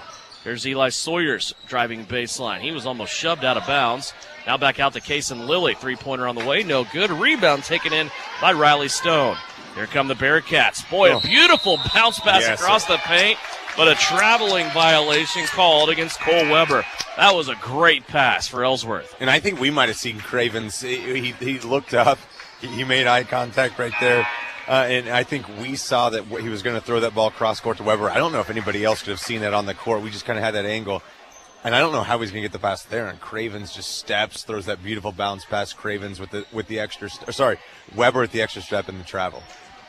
Isaac Lindsley into the game here for Ellsworth. To the right-hand side, Sawyers has it. Sawyers tests baseline. Ellsworth in his zone here. They have been almost this entire first quarter. And now Drake Augustine got himself in a bad spot and travels with the basketball. That's the first turnover for Southeast. One thing we saw, and we've seen the last couple possessions, the ball's sticking a little bit. Earlier on against that zone, the ball's just not sticking. It's moving, and there's a lot of flow. Saw it stick a couple times right there, and Drake just got caught going in, didn't really know where to go with the basketball once he got caught in the lane. Here's a drive and a rejection. Kaysen Lilly with the big block. Now off to Nakari, who's going to go up. Went up for the jam and met the front of the rim. I wondered if Nakari was going to do that when he was in motion, and I don't know if he had his feet underneath him right. It happened so quick. But the ball out of bounds off of Ellsworth that will stay with Southeast. Yeah, and since you and I are experts on dunking the ball, I think we'll just go into a Bryson probably Flax. a 30-minute talk right now. Coach Flax has given his star junior a ribbing there, and Nakari just shrugs his shoulders and says, yeah. I would have tried taking off closer maybe, or maybe on a lower goal. I don't know. Nakari just extremely athletic. Unfortunate with maybe lost the ball on the way up. It's one of those mini trampolines come in helpful. I've seen the mascots do that. Here's Sawyer's, a baseline jumper. That's a soft little touch that won't go down. Here's Case and Lilly keeping it alive. Now to Caden Isaacson, 4-2. Caden scores his first basket of the night. 22-2, 30 seconds left to go here in this first quarter. Jump shot by Ellsworth. Right-hand side of the lane is no good. Sawyer's with the board. Eli trying to get some space there. He's going to slam on the brakes and slow it down. Out to Morico Palmer with 13 on the clock. He'll play it now to Augustine. Drake with a little tissue hanging out of his right nostril to keep that fluid in. Going to play it down low to Nakari. His basket no good, but he's going to tip it back in and score at the end of the quarter. A dominant opening here for Southeast of Saline. They score 24 and only give up 2 free throws to the Ellsworth Bearcats. It's 24-2 at the end of one. Second quarter action coming up after this. It's brought to you by Commercial Tire Centers. Hi, everyone. It's Winnell Garrettson from SalinaHomes.com. It's a new Trojan basketball season, and our coaches have devised a solid game plan. Just like basketball, to reach your goals in the real estate game, we need to have a dynamic game plan. I enjoy working with many of our Trojan supporters in all aspects of real estate. Upsizing, downsizing, investments, town or country. One call to me, and we will get your personalized game plan ready to win. Go Trojans! Buy or sell, call Winnell at SalinaHomes.com. Salina Regional's Orthopedic and Sports Medicine is your home field advantage. Our physicians include sports medicine physician Dr. Matthew Pyle, along with orthopedic surgeons Drs. Travis Rump, Todd Riley, and Timothy Hawks, plus an A-team of certified athletic trainers and physical therapists. We're ready when you need us to help prevent injuries, enhance performance, or to heal through surgery and rehabilitation. For area athletes to weekend warriors, the home field advantage starts at Salina Regional Orthopedic and Sports Medicine. You're listening to Southeast of Saline basketball on KINA.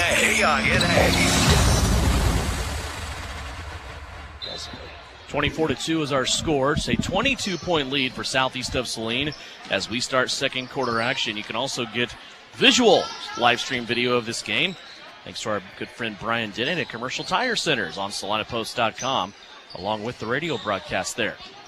So that way you just don't miss anything. Right? You don't. You get the best of both worlds. I'll tell you what, I don't know where you can get any better action anywhere right now. Right now it's all purple as Southeast of Saline takes it away on Ellsworth's opening possession of the second quarter. Trojans lead it 24-2.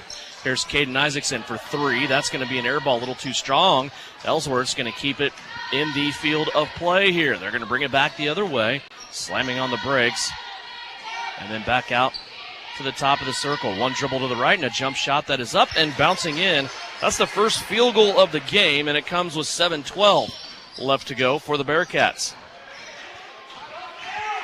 Yeah, we saw Gwinner just hit that shot right there, and he's diving on the floor for a loose ball. I mean, that's one thing. This, after the 24-2 first quarter lead, this isn't a 24-2 differential on these two teams. I mean, Ellsworth has some young talent. They're playing hard, as you can hear the applause, and well-deserved. What I love, not only is Jake Gebhardt entering the game, he came off the bench with his twin brother, who has already been into the game. It's freaking cool. Good job, Coach Flax. Yes, he understands what he's doing. I believe the TikTok generation would say he understood the assignment.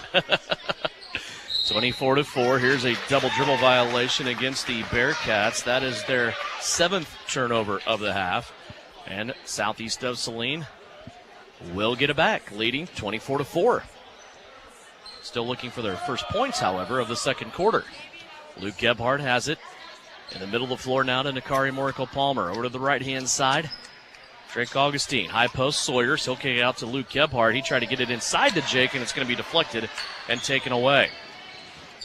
Back to the other end comes Ellsworth. Luke Gebhardt on Will Cravens up top. Cravens has the basketball. Now flips a pass, one-handed style to Isaac Lindsley. Lindsley inside, has to deal with Nakari defensively, has nowhere to go. Now looking for help, he finds Cravens. Cravens going to dial it up, long distance three. No good, and a long rebound that is being contested for out top. Sawyers had a hand on it, now it's back to Cravens, who's going to try another long one, and he buries it. That was about 23 feet out. And I love to see that from a shooter. If you miss one, you kind of know where you're, why you missed it. And a great shooter caught it in stride as we see Sawyers immediately, come back down the court and hit the 15-footer. But Cravens, he's a shooter. You know why you missed the first one, corrected on that second one. That was a brief 5-0 run there for Ellsworth. Now a shot put up by the Bearcats. Cole Weber, rebounded by Nakari Morical-Palmer. 5.5 minutes left to go, second quarter. Lob pass right-hand side in three-point territory is Eli Sawyers. Now Nakari bounces it into the high post to Gebhardt. Luke outside to Augustine. His three-pointer won't go. Run out for the rebound is won by Luke Gebhardt. Now Nakari has it. Back over to Augustine. Down low, Jake Gebhardt. Inside to Sawyers for the elbow jumper again. That is almost an automatic play for Eli Sawyers, isn't it? I mean, we see him do that so well. Yeah, and the ball moved so many times the defense was completely out of position, and it was old man game at the Y where you just have the open 15-footer, and Eli buried it. There's a turnaround now inside and a score from Cade Gwinner. He has 4 points in the second quarter. 30-7. That's not right, is it? There you go. Now it's right. Jake Gebhardt scores his first bucket of the season in his first game.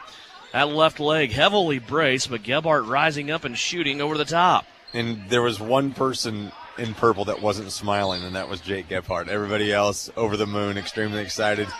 He just knew it was all business. Sawyers gambling out for the steal, didn't get it. Now Augustine pokes it away. 2-on-1 break. Augustine, Sawyers. Drake takes the contact. Sawyers trying to collect the miss, and it comes away no good. Now Ellsworth has a run out. Jake Gebhardt, the only one back, and a layup put in by Ellsworth.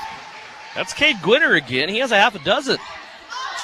Southeast on the other end misses a layup in transition. Now out. Jake Gebhardt wants a three. That's off the front of the rim. No good. And the rebound taken in by Britton Schmidt for the Bearcats.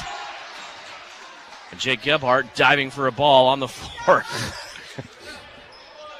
Just, he's doing Gebhardt things. Yeah.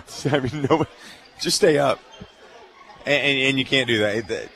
Gebhardt's not going to dip their toe in the water. They're going to jump in with a cannonball, full blast, and that's exactly what he's doing. Full sin, as again those youngsters would say. He's made a big splash as he's come in for a nice little 3 or 4 minute spell as he goes back to the bench. It's one of those situations I love to be wrong in. I didn't even have Jake on my score sheet. Yeah, I'm aware of that. I mean, I didn't even put him down for the season. I was like, I'm going to make that adjustment. I'll have it right by Tuesday. You can guarantee that. There's a near steal now. Luke Gebhardt up top trying to go for it. Now it's poked away by Nakari. Still ends up with Ellsworth, though, down low. And a shot up and in. Boy, way to battle in there by the Bearcats. Riley Stone. And he's going to have a chance at a three-point play. Yeah, and a good Daniel Kerr right there. Just kind of got beat for the rebound and got his hand stuck in the wrong place. Kind of got caught on the arm. But like you said, really strong finish from Riley Stone. 3:30 left to go. 30-13. Riley Stone at the free throw line. His free throw up. Now make it 14 for the Bearcats.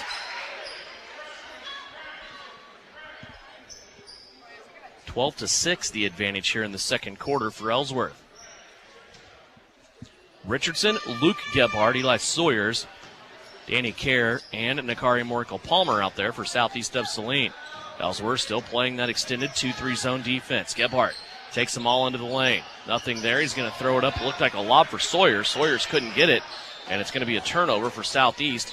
Their third. There comes Cravens now up the floor, trying to test Gebhardt.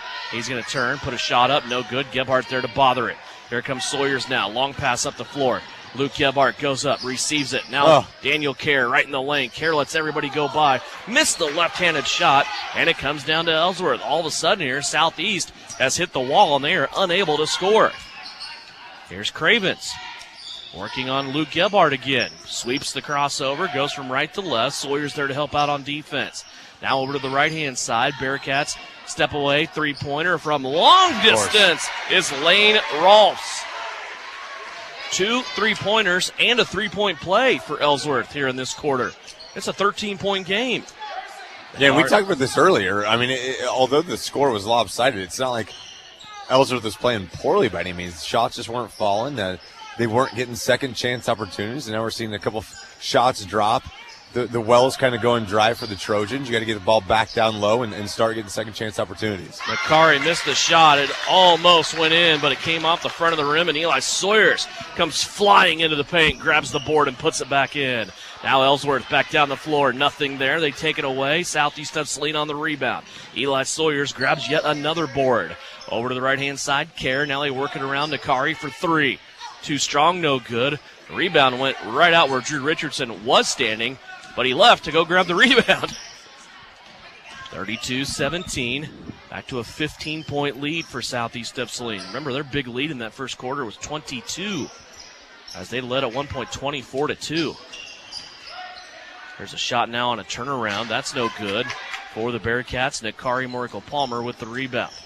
1:24 left to go. It's been a quick moving first half. Yes, and I think one thing your voice might get tired of saying is Nakari Morico-Palmer with the rebound. I mean, he is just owning the defensive boards, owning the offensive boards. That's the thing right now that's separating this basketball game is the second chance opportunities that Ellsworth is not getting. There's a blocking foul now as Luke Gebhardt took the pass from Morico-Palmer, went baseline on a quick step, and the Ellsworth defender there in the way gets the blocking foul. For Ellsworth, that is their first foul of the half.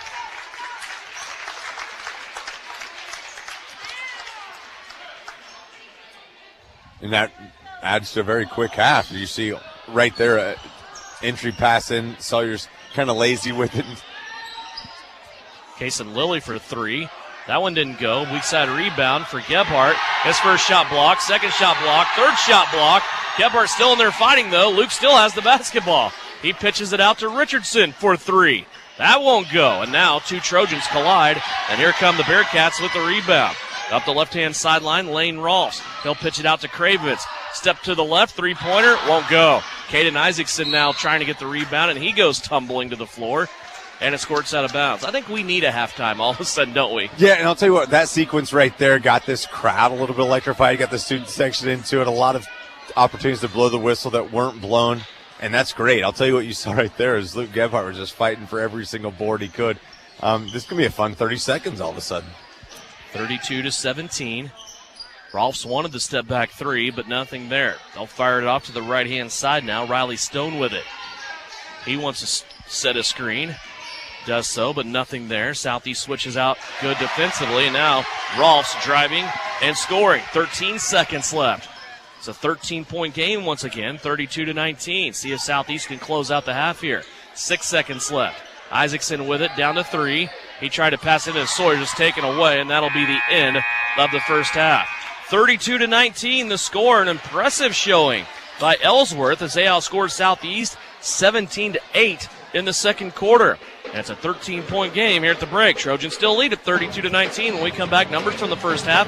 Also a conversation with head coach Shauna Smith. We'll talk about a Lady Trojan victory. That's all when we come back. It's brought to you by Knopf Auto and Truck Accessories right here on KINA. Knopf Auto and Truck Accessories. Everything to bling out your ride in one place, including top-quality lift kits, wheels and tires, bumpers, Jeep accessories, fender flares, bed covers, bed liners, step bars, even custom painting. Knopf Auto is the and soil dealer and has many synthetics and filters in stock. Visit Knopf Auto on Facebook for specials, great ideas, and let them make your truck stick out in a crowd. Knopf Auto and Truck Accessories, supporting the Southeast of Saline Trojans. Hi, everyone. It's Linnell Garrettson from SalinaHomes.com. It's a new Trojan basketball season, and our coaches have devised a solid game plan. Just like basketball, to reach your goals in the real estate game, we need to have a dynamic game plan. I enjoy working with many of our Trojan supporters in all aspects of real estate. Upsizing, downsizing, investments, town or country. One call to me and we will get your personalized game plan ready to win. Go Trojans! Buy or sell, call Winnell at SalinaHomes.com. This is the Trojan Halftime Report. Coming up, a first half recap. Shot at the horn! Stats, interviews, and a look at other area games. Now, let's get back to the gym for Trojan Halftime on KINA. Back here at Ellsworth High School, 32-19 is our score. The boys contest seemed like Southeast of Saline owned that first quarter, 24-2, but then Ellsworth come back played much better in the second quarter, and it's a 13-point game at the break. Time now for our halftime conversation with head coach Shauna Smith of the Southeast of Saline Lady Trojans. They get their 10th victory tonight over the Ellsworth Bearcats. You come out, Coach, and you put up 22 points in the first quarter. I know the emphasis and a lot of the focus lately has been on scoring. Your defense is great. We already know that. And sometimes that defense leads to offense, but you really want to see your team come down, run an offensive set correctly, get a good bucket. And they did that on the first possession of the night. You come down, you probably chew almost 45 seconds off the clock, and it ends up with a three-pointer off the left-hand side from Avery Castleman. When they open the game like that, it's kind of like, okay, practice paid off, didn't it? Yeah, and I guess our emphasis is that we don't have to shoot a three right away. Yeah. But, I mean, if you have a wide open shot and she feels comfortable doing that, that's what we wanted to do. And I think we had 8 threes tonight. So when people are going to sit there and play a zone, we're going to sit out there and shoot the ball on somebody. Avery Castleman was really good tonight, especially in the first half scoring. She had 12 points. But Tyler and I have talked about her, and I know you and I have mentioned it a couple of times too, about her game and how she continues to develop. Rebounding is a desire. We know that. It's a 1-2 type of skill. And now all of a sudden, Avery's 1-2 about rebounding is just escalating every game. Her defense has gotten better. She has become a player now that even if her shot may not be falling, you still need her on the floor, don't you? Yeah, like we were talking about this. I think my dad and I were talking about too. Is as a freshman, she was kind of in some defensively maybe kind of a little bit of liability, and she's changed that totally around. She's kind of a full player here.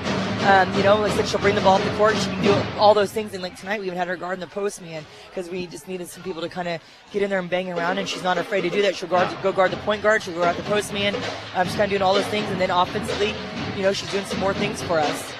I know it's tough because you guys want to play fast. Your defense often leads to that type of tempo.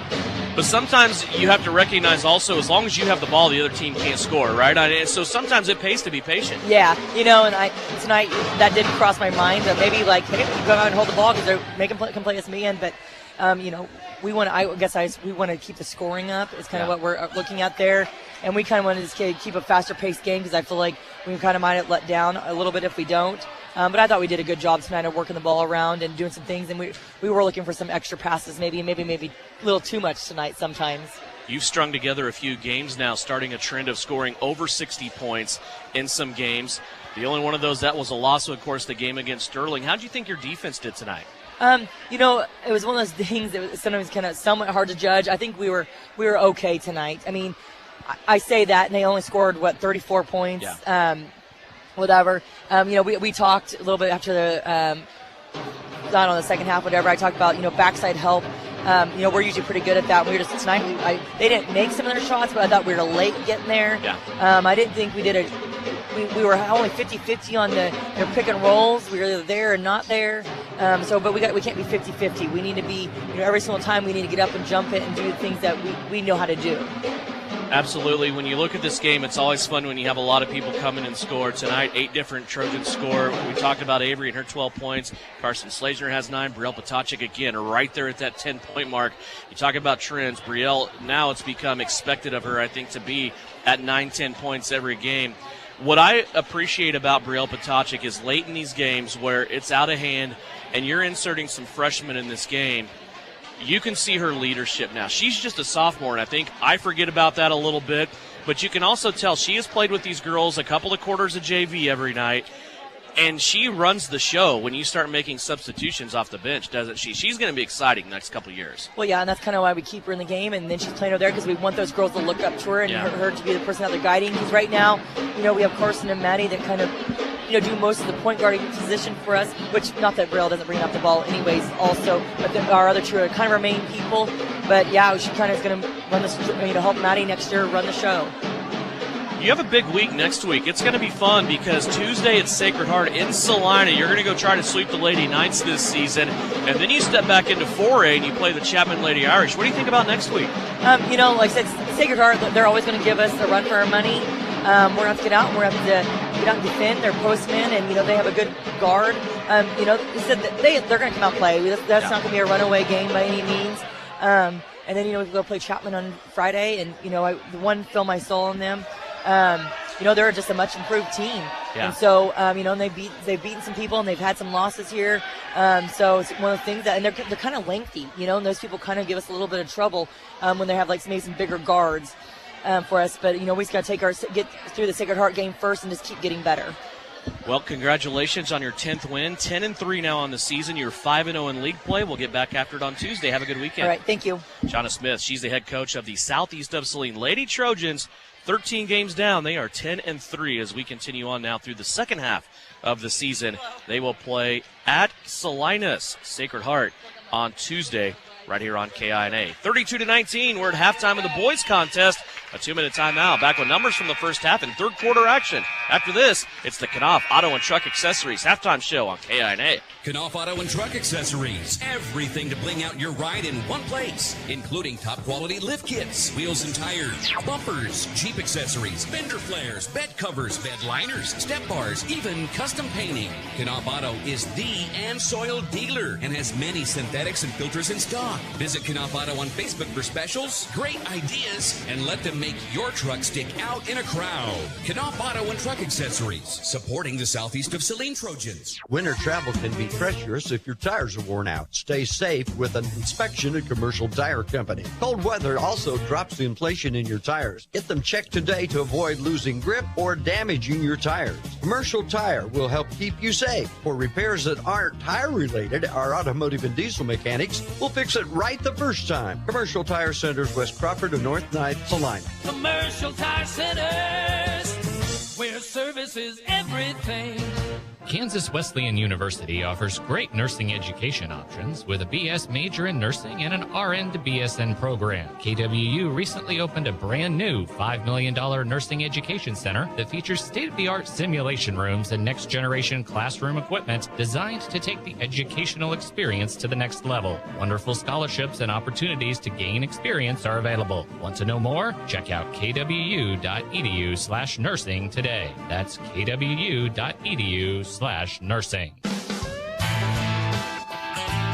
Don't get caught on empty. Fill up on all your basic needs at Assaria Oil and Hardware. We want to be sure all our Trojans are fueled up for the big game, whether you're on the field or in the stands. Start with a full tank of gas for your car or your belly. Get your favorite pizza and snacks to have enough stamina to get that Trojan win. Assaria Oil and Hardware, located in Assaria at the corner of Center and Main. We'll fill you up. Work hard, play hard. Good luck, Trojans from Roselawn Memorial Park in Salina. To learn more, visit roselawnsalina.com. Back here just about ready for third quarter action. 32-19. Southeast of Saline did their heavy lifting, so to speak, early on in this game. They built a 24-2 lead in the first quarter. But then in the second quarter, Ellsworth comes screaming back. Right now, 13 points for Eli Sawyers. He leads the way. 9 points for Nakari Morico-Palmer. All those came in the first quarter. 3 for Case and Lilly, 3 for Luke Gebhardt, 2 for Caden Isaacson, and 2 for Jake Gebhardt. Southeast of Saline starts out with the basketball. 6 for Cade Gwinner and 5 for Lane Rolfs on the Ellsworth side of things. 32-19. Biggest lead for Southeast of Saline in that first half of action was 22 points midway through the first quarter. Here's a nice little feathery touch pass from Nakari in for Eli Sawyers. His shot also soft, and it goes in. 15 now for Eli. Yeah, and Devin, this has just been a game of runs. I mean, both teams had big runs. You kind of want to see now your defense lock in. You know, if you're Ellsworth or else there's Southeast Saline, as you see it, a shot misfired right there and a defensive rebound for Sawyers. But there's been no friction. Sawyers down low. Like, you just want to keep pounding the ball to Sawyers and Palmer down low because there's nobody that can really stop them. I mean, you just keep running sets, see if you can get them open looks. They're doing a great job in the paint and just continue to kind of establish that dominance down low. And that's what I was going to ask you. Do you take advantage of that down low? Because, as you said, little to no resistance as Eli Sawyers hits a three, just as we're having this conversation about pounding it down low. Yeah, I mean, I think you have to continue to establish that, and then all of a sudden shots like that continue to open up. And again, Sawyers is just one of those unicorns that'll beat you in the paint. He'll also take you out 20 feet and beat you from there as well. Really difficult matchup for anybody in the state. Nice little pick and slip there. Riley Stone was coming out to set a screen, and then he just kind of slides off the action, finds his way down the middle of the paint, and Cravens finds him for 2.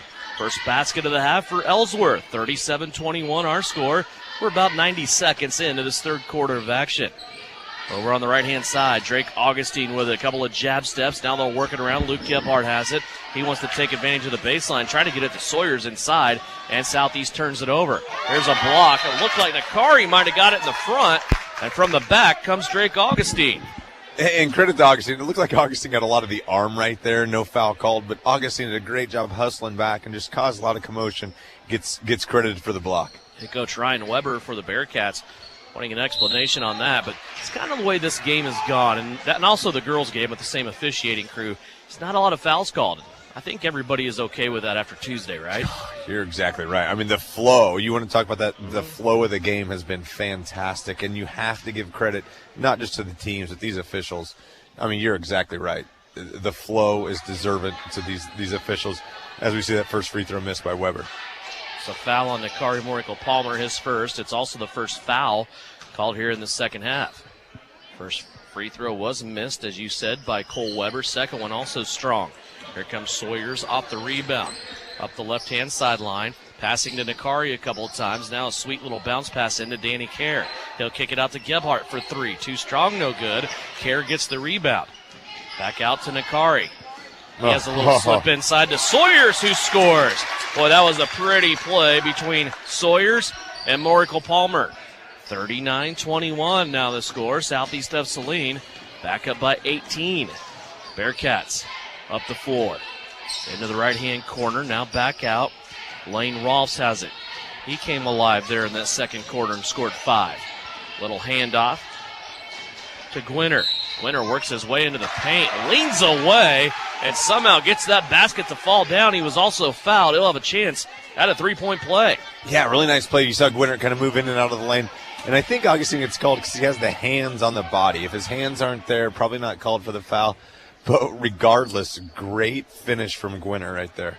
Augustine will get the foul. That's his first, second team foul. Gwinner to the free throw line. He has 8. Leading the way for the Bearcats. He'll try to make it 9, and he does as he rattles home the free throw. 39-24. Southeast of Saline with the lead and the basketball back. They bounce it to Sawyers on the right-hand wing. He turns, looks at the defender. Now he goes to work. Puts a shot up that's no good. Rebound taken in by Will Cravens. Cravens in the middle of the floor. He'll be picked up by Gebhardt. Now a high screen coming. Gebhardt gets through. Cravens all the way to the baseline. Boy, he was underneath the backboard, but somehow was able to get his arm back in and put that one off the window for 2. That was a crafty move by Cravens. Now inside, Sawyers scoring. Little flop inside by Ellsworth, but you're not going to get that call when Sawyers is going straight up and down. No, and again, talk about that flow of the game. I mean, that's the way the game's been officiated all night. There wasn't a foul call and a great no call from the officials. 41-26. Ellsworth, boy, they could have seriously given up after that first quarter where they laid an egg with no field goals. They had 2 free throws. That was it. They were down 24-2. Well, Devin, I don't think we ever saw Coach Ryan Weber panic. You know, he just stayed on the bench, continued to coach his team up, and his team kind of echoed the way that he was, as you see a shot missed right there from his son Cole. But they never panicked either. They just kind of stayed with it, and it's a 15-point game right now, but they're not out of it. They've continued to fight, continue to battle, very calm, very composed. And that's why we got a good basketball game right now. Southeast had a 4-on-3 break. They were turned away, though. Sawyers brought it back out to set it up. Now a lob pass to the backside. Luke Gebhardt missed a shot. Sawyers had a chance at a rebound. Gebhardt comes down with it. He goes up with it, gets a shot bothered, goes up with it again, has a shot bothered. Now Drake Augustine on the weak side goes up for the tip and is fouled. 2 free throws coming up for Augustine. Well, Gebhardt hasn't had a clean look from inside of 6 inches yet tonight, but he's about 0 for 5 or 0 for 6. And there's been bodies and there's been hands and there's been everything flopping right there. Just kind of gave the look like I don't know what to do to finish right there. I mean, he's going up strong. A lot of fouls could have been called, but they haven't, as Augustine missed that first free throw. But that's the thing you got to like about Luke. He's going to continue to fight for the offensive boards. He's going to keep going up strong and figure out a way to finish. Sawyers and Kerr come out of the game. Case and Lilly, Caden Isaacson check in for Southeast of Saline. First free throw was missed by Augustine. Second one also crawls off. And the rebound collected by Gavin Weber for the Ellsworth Bearcats. 3:42 left to go, third period. 41-26. Cravens with the basketball. On the bounce inside, he'll go to Lindsley. Now back out for a hanging shot that is bothered and a foul called. Leighton Liker will go to the free throw line, 4-2. Yeah, and again, it looked like Augustine was just kind of beat on a little backdoor cut. And at times, you want Drake to almost understand that you've got Nakari. You don't have Eli right now, but Nakari's in the game. Nakari's going to adjust a lot of shots if people get into the lane. You don't want to let that, the offensive player get in there unabated, but you have to also understand that you've got help. You don't need to make that foul. Try to, just make the shot as difficult as you can. First free throw up and good. Second one also good. Did he make the first one? No, he missed the first. Okay, thanks. Just trying to figure out who they called that foul on. It's on Drake Augustine, which is his second. 3:30 left to play. Definitely an edge at the free throw line for the Ellsworth Bearcats. Southeast of Saline has only shot 2 free throws here in this game. They missed them both. 41-27. 3:16 left to play here in the third. Jake Gebhardt back into the game. He brings with him Drew Richardson. There's a pass by Nakari inside to Jake. Got buried underneath the backboard after that pass was deflected, and he kept it from going out of bounds. Now a skip pass over to Caden Isaacson, and they're going to have a 3-second violation called in the paint. 2 turnovers for Southeast here in this third. It's always a frustrating one. It's frustrating when you see the 3-second call called on somebody that's not trying to establish themselves offensively. I mean, they're flowing around the lane. I mean, the rule can be interpreted in many ways, but if you're not establishing yourself on an offensive side, it's a tough call. But again, the guys in the stripes, they've done a great job tonight. Definitely not going to start nitpicking now, especially when I don't know the rules like they do. Now here's a drive to the baseline. Britton Schmidt stepped out of bounds after he went dribbling underneath the basket. And stepping on that baseline side, turns it over for the first time in the quarter for the Bearcats. 41-27. Southeast of Saline gets it back, leading by 14. Nakari on the left-hand side. A lot of fancy dribbling. He gets his way to the rim. Now plays it back out to Jake Gebhardt. And the ball slapped out of bounds. Will stay here with Southeast of Saline. That pass might have been for Case and Lilly. Jake turns around and says, "My fault. I took that one away from you." Yeah, I think it's just super important to get Jake as many minutes and as many reps as you can right now, just to kind of get rid of that, those issues right there. I mean, there's going to be some kinks without a doubt. You have a player that can come in and just do the special things that Jake can do. You got to get him back into the flow. Caden Isaacson shoots a 3, and then ball died off the back of the rim and then just kind of flopped through the net for 3. He has 5. We'll take it, right? Without a doubt, definitely a shooter's bounce. Ellsworth looking for the backdoor cut there, and their high post player took that ball away from the guard who was flashing off the backside. So everybody taking everybody else's passes here on both ends. Under 2 minutes left to go here in the third. Back to a 17-point Southeast of Saline lead. Here's a drive by Schmidt along the baseline, shut off by Isaacson. Now the ball pops up in the air, and Caden will collect it, and the foul. Second foul for the Bearcats here in this half coming up. And a great job from Isaacson, just jumping up, grabbing the rebound, and then holding on to it strong, but still looking to go, absorbs the contact. A great job just fighting for the basketball. 44-27. A 30-second timeout called by the Ellsworth bench. 1:44 left to go here in the third. Southeast of Saline leads it by 17 here on KINA.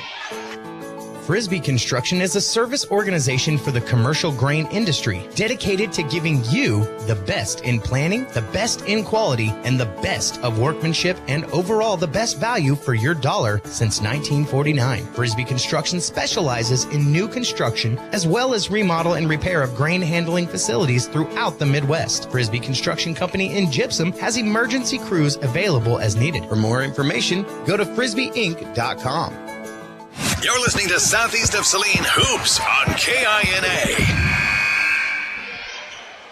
Under 2 minutes left to go here in the third. 44-27 is our score. Southeast of Saline and Ellsworth pretty much playing even here. Southeast has extended their lead just a bit from halftime, leading by 17 now. Their spread at the break was 13 points. Trojans have the basketball. Richardson and Jake Gebhardt playing catch up top. Now they go left-hand side to Nakari. Nakari had that ball squared off his shoulder. Now he's going to Oh, go to my the goodness. rim. Little spin move. Lost 2 Bearcats, and he scores. What a move by Nakari Morico-Palmer. That's why you watch on Salina Post, right? So you can see him do things like that. Because, I don't have the words to describe that. You might. I mean, that was dribble, circle button, square button shot in old PlayStation days. Just a great move on the baseline from Nakari. Here comes Southeast back to the other end. Isaacson thought about another 3. Now he's going to go baseline. He gets stuck and travels. That basket for Nakari, by the way, gave him 11 points, but that's the first basket he has had since back in the first quarter. He scored 9 back in the opening period. I mean, I don't know how many shots Nakari's put up since. Just kind of, he hasn't stayed quiet offensively. He just hasn't taken a lot of shots. He's still being extremely active. He's doing things all over the floor. He just hasn't taken a lot of shots. Ellsworth has the ball land with a shooter at free throw line. I think that might have been an accident. Now Nakari climbs the ladder and grabs the rebound. Here comes Morico-Palmer, straight down Broadway, tried to flip it up with the left hand. Jake Gebhardt there with the rebound and goes up and scores. Gebhardt down low, scores for 2. Plays like that in traffic, I think, will help him get more comfortable, right? Yeah, without a doubt. I mean, just confidence. I mean, just understanding that your body's ready. Did a great job just fighting off defenders, got the offensive board, and finished strong. I think with him, midway through the season here, minutes will equal comfort. The more he plays, the more comfortable he will get. 11 seconds left to go in the third. Southeast trying to close it out. They're back up now by 21, 48-27. Drew Richardson on a guarded 3, splashes it home. Richardson gets his first basket of the night, and that'll close out the third quarter. Southeast of Saline with a strong finish to the third period. They lead at 51-27 as we go to the fourth. It's brought to you by Commercial Tire Centers here on KINA. Maybe you don't play quarterback or make the highlight reel. Maybe you're not a high school athlete anymore. But just like an athlete, you can get first-class orthopedic care from Salina Ortho. Their doctors and staff strive to get you back to an injury-free, pain-free life as quickly as possible. Salina Ortho has a doctor on call 24/7 for all orthopedic injuries. So next time you're injured, trust the experts at Salina Ortho. Your voice, your choice, past, present, and future. See them online at salinaortho.com. Exit 14 Restaurant in Gypsum, Kansas is cooking up something amazing today. Whether you want to order from our menu or try one of our delicious daily specials, try one of their scrumptious desserts. Exit 14 is open for lunch Tuesday through Saturday 11 to 2 and 5 to 9 Thursday through Saturday. Head out to try Prime Rib Night last Saturday of the month and open for Chicken Dinner Day on the first Sunday of the month. Exit 14, 512 Maple in Gypsum, Kansas. Great people, great food, good time. You're listening to Southeast of Saline Basketball on KINA. Big Sam Purdy's producing and engineering back at the KINA studios. Brian Denon on live stream video on SalinaPost.com. Devin Haney, Tyler Smith here, courtside, first row, Ellsworth High School. 51-27 is our score. Southeast of Saline leading as we start the final quarter. Southeast of Saline has led this whole game so far. They were even up by 22 points back in the first quarter. Ellsworth off of a set, they get it down low to Cade Gwinner. And Gwinner turns and flips it up with the right hand and in. Double digits now for Gwinner. He has 11. Richardson, Lilly, Luke Gebhardt, Eli Sawyers, Levi Allen in the game for the first time. That's your 5 on the floor for Southeast of Saline, and they're going to issue a traveling violation to Luke Gebhardt. Yeah, it's one of those where I think Luke just caught the basketball and just moved a little bit too quick. Tough call. But I would say, by the letter of the law, Luke traveled right there. Just needs to slow everything down, put the ball in the back on the floor before you move. When Luke's been on the floor tonight, he has had the task of guarding Will Cravens. Cravens the leading scorer for this Ellsworth team at 16 points a game. And Luke has done a pretty good job holding Cravens so far to just 5. That time, a three-pointer put up by Lane Rolfs for Ellsworth. And a foul called on the Bearcats. Yeah, and we're seeing Ellsworth come into a little half-court trap press situation right here, trying to, put the pressure on Southeast Saline, which, you got to do right now. You're down 19. You want to see what you can do. Here's the inbound to Gebhardt. Handoff now to Richardson. Pitch in the corner to Allen. Levi with a fake. Now he is fouled as he went to the baseline. I'm not sure how you let that go if you're the official. You can see it from here. The hand was all over the elbow of Levi Allen. But what a great move by the youngster. He's one of those guys we talk about, some of the girls that come off the bench for Southeast. Levi Allen's playing more and more here on this guys' team. Here's a three-pointer now by Allen. That curls around the rim, no good. And Ellsworth takes the rebound. Yeah, you just start finding your way into the lineup right now, don't you? I mean, if you contribute, but it's a reward for busting your butt at practice, and that's exactly what's going on with Levi Allen. Ellsworth had a pass to nobody down low. It does go out to the far side where the Bearcats scoop it up. Now a steal, Levi Allen up the floor. He led Case and Lilly a little too far. And you just tell the speed's a little bit different. I mean, Levi's done a good job, but just come in, understand that you did a great job defensively getting the steal right there. The last thing you want to do is then kind of have one of those unforced turnovers. You really want to secure the basketball. I mean, if anything, it's a 19-point lead. If you don't get the ball in transition, that's fine. Run some clock. Shauna Smith and I talked about the magic of when you want to play fast, you still have to recognize when you have the ball, the other team cannot score. Yeah, you're exactly right. And understand, because everybody wants to play fast these days. You see Richardson pull up for the three, but yes, I mean, time of possession, although it's not statted as much as it is in the game of football, is super important. Ellsworth with a deep three. Rolfs taking this one from 25 away. And now a dual possession on the rebound. Case and Lilly, and they're battling along with Gavin Weber. And the arrow this time is going to award it to Southeast of Saline. That'll give Bryson Flax a chance to get Nakari Moriko-Palmer back into the game. Also re-entering the contest will be Drake Augustine. They will join Eli Sawyers, Drew Richardson, and Luke Gebhardt. So in this Ellsworth boys team, much like the girls team, very, very young. Only one senior. A lot of sophomores, and they're a fun group to watch as we see Richardson drill the three. I'm just to kind of silence this little mini run that's going on right here, but they're fun to watch. Richardson got his second one of the game. Now a poke away, loose ball on the floor. It's going to be picked up by Ellsworth, but then a traveling violation. So just the chaos created by Southeast of Saline's defense gets the Bearcats into another turnover. 4:58 left to go, and it's 54-32. Yeah, and again, you can see it from this Ellsworth team. I mean, that was an unfortunate turnover. It was just the pressure that caused it, but the lack of negative emotion they're showing, and that's led by, Coach Ryan Weber. And this is a team that's, coached well. We talked about it early on with that 22-point run. They never lost their head. They stayed in it, and again, they're staying calm. Even though it's a 20-point game, they're playing hard. They're staying disciplined, and they're making this thing very difficult. Down low post entry, Nakari. Back to Eli Sawyers, who started the action. Sawyers hangs, shoots, scores, and it's fouled.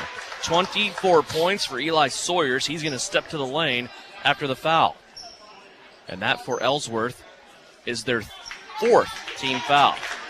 Well, how about the touch right there? I mean, it's difficult to go full speed, get banged, and then just have the nice soft touch to finish the bucket after getting banged right there. His touch around the rim, and it doesn't matter, passing, shooting, rebounding, is just really, really good. Yeah, it is. And Eli's, he's only going to put more weight on. I mean, still slight of frame, but he bangs around. He's not afraid of the contact down low. Isn't it funny, though, to watch in 2 years? When he was a freshman, man, he was clunky, wasn't he? I mean, you could see the talent there, but he was clunky.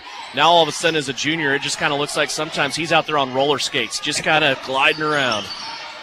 Here's Nakari Moriko-Palmer lost a ball as he came across half court, but he will get the rebound off the Ellsworth miss on the other side and pitch it out for Sawyers. Eli Sawyers going to the rim, wanted to dunk it on Cravens. He knew he was going back against, and he wanted to put one on Cravens' head, but he comes up empty on that deal.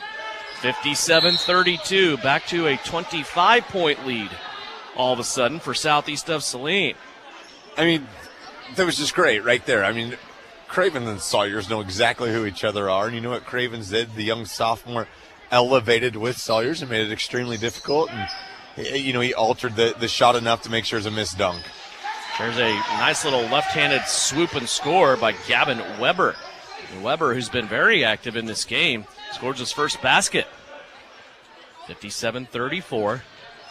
3:37 left to go. Sawyers up top with it. Surveys. Now he pitches out. Here's Drake Augustine. He hits one off the front of the rim. Drake's been cold the last couple of games. He's in a little bit of a slump right now. There's a shot up now. Just as I say that, Augustine rips a rebound away from the Bearcat and puts it back in the cup. Drake's first basket of the night. 59-34, back to a 25-point Southeast lead. Weber down low, trying to go against probably the two best shot blockers at Southeast of Saline. He's going to come away empty with it. Nakari takes it away. Oracle Palmer now with 3 minutes on the clock. Just cruising across the center court stripe. Out to Augustine. Little pirouette move, back and forth. Augustine takes it down low. Now out to Gebhardt. Luke's three off the front of the rim, no good. But there's Augustine with the rebound. Well, and you talk about Augustine definitely being cold lately. There's a timeout called from Southeast Saline, but he does so many other things that keeps him on the court, and that's exactly why he's in there in all situations. Full timeout, we'll take it as well. 2:42 left to go in this one. Southeast leads it 59-34 here on KINA. The Southeast of Saline School District has a long-standing reputation for excellence. This excellence in public education has been a source of great pride and one of the factors contributing to the quality of life in our community. The Southeast of Saline Education Foundation works in partnership with the USD 306 School District and the community that it serves to maximize student potential, thereby creating a lasting legacy, not only for our children, but for our community. The Southeast of Saline Education Foundation salutes the Trojan Sports Program.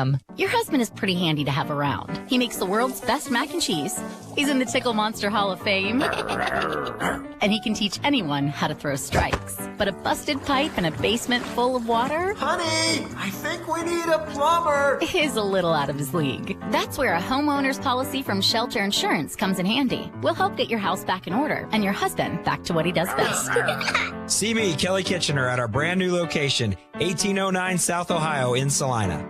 This is Trojan Basketball on KINA. 59-34 our score with 2:42 left to go here in the fourth quarter. We're in Ellsworth, where Southeast of Saline leads. If you missed it earlier, Southeast of Saline won the girls' game in dominant fashion. 10 wins now, 10-3 is the record for the Lady Trojans from Southeast. There's a lob at the rim. Nakari from Luke Gebhardt went up and got it. Comes back down, reestablishes himself, and then goes back and scores off the window. 13 now for Nakari Morkel Palmer, and a foul called on Southeast. Looks like Danny Kerr getting this one. Yeah, as we see that foul on Kerr right there, I think the best thing you see for Coach Flax on that offensive side is that lob, the alley-oop pass to Nakari, and Nakari, instead of trying to force a really difficult shot, comes down with the basketball and then just explodes up really strong. As we see the starters get off the floor right now for Southeast. Levi Allen, Kirby Davis, Britton Heller, Jake Gebhardt, Nate Friesen will take the floor for Southeast of Saline. Ellsworth has the basketball on the far side. 2:26 left to play here in this one. Not to look ahead too early, but I will. Craven's down low. He'll rise up and score. Also, before that basket, I think it's worth mentioning, Luke Gebhardt held Will Cravens to 5 points tonight. Yeah, Cravens is special. You're going to hear his name a lot, over the next couple of years. And Gebhardt did a great job holding him in check. Friesen, baseline jumper from 17, won't go. Cravens with the rebound. There's a long three-pointer put up. That's no good. And the rebound splashes out of bounds. It will stay with Ellsworth off of a Southeast of Saline player. We just saw a splash of players hit the deck, and it looked like nobody really knew what was going on. Maybe some players just tripped up, but everything looks good. The Ellsworth player was claiming foul, but Britton Heller was on the ground also. I guarantee if somebody else is on the ground, they did not trip you on purpose. Right, and I think Heller was just as confused as everybody else when he was on the floor. 1:43 left to go. Big week next week, though, isn't it, for Southeast basketball? You have Sacred Heart in Salina on Tuesday. That's always a huge game. As Friesen drives baseline, he'll be fouled and get free throws out of it. And then you step back into Class 4A on Friday, a week from tonight, and these two teams, boys and girls, will take on Chapman. Yeah, it's a super big week. All you got to do is look at the standings, and, both games carry a lot of weight there. And then it's always just fun to kind of step away every once in a while, after 2 or 3 games a stretch. With league foes as the first free throws missed, and just kind of get a less familiar opponent, maybe somebody that you can, run something new, try to slide something new on that doesn't know exactly what you do, every possession. That Chapman team on the girls' side, they're young this year, but they beat Clay Center. And we all know Clay Center able to defeat Southeast of Saline on the girls' side this year, so that could be an interesting game. There's a shot put up. That's no good by Ellsworth. Back the other way now comes Southeast of Saline. Friesen has it on the left-hand side. 61-36, 109 left to go. Kirby Davis out high. Over to Allen. Baseline three, no good, too strong. Ellsworth will take it. Cravens has it. A one-hand bounce pass up the floor. And a layup good by Cade Gwinner. Boy, again, we see kind of that half-court bounce pass from Will Cravens. And he led Gwinner right into that layup. And also will have a chance here to three-point play. Yeah, not only was the pass great, but the catch was great from Gwinner to set his body. Had that strong jump stop, knew contact was coming to go up and absorb that before he finished. Winner's free throw is no good. Rebound Heller for Southeast of Saline. 53 seconds left to play. Looks like when we come out of here, both Southeast of Saline teams will be 10-3, both still sitting atop of the NCAA standings. Here's Kirby Davis jumping through a couple of defenders. Missed the shot. Ellsworth back the other way from left to right. Ellsworth looking inside now, and a foul will be called on Kirby Davis as he was fouling Gavin Weber down low. This will be a 1-and-1 now coming up for Gavin Weber. Yeah, and it's always nice when these young guys get in because they understand the varsity game's just officiated a little bit differently right there. You see Kirby Davis kind of trying to reach over the back of Weber, and that might be a foul that, or a play that you get away with, at the sub-varsity levels. Weber hits that first one, but, the varsity game's just officiated that much better, and you have to really establish your body and get your body around and make sure you're not just committing those fouls, with the body when you think it's just the arm.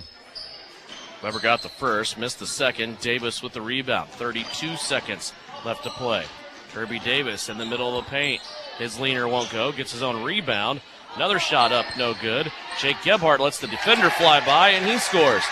Jake Gebhardt in his first game, and really first varsity action, injured or not. He didn't play varsity last year, except maybe an appearance in a few games. I'll have to look at that. But he has 6 points here. You'll take a Jake Gebhardt averaging 6 points the rest of the year, no doubt. Now finally a foul called with 1.9 seconds left, as Ellsworth will get free throws, trailing 63-39. Everyone kind of got the memo that we're just going to play until the clock runs out, until Ellsworth kept getting offensive boards, and the hacks just kept getting harder and harder. Lane Rolfs missed the first free throw. He'll get a second with under 2 seconds left to go.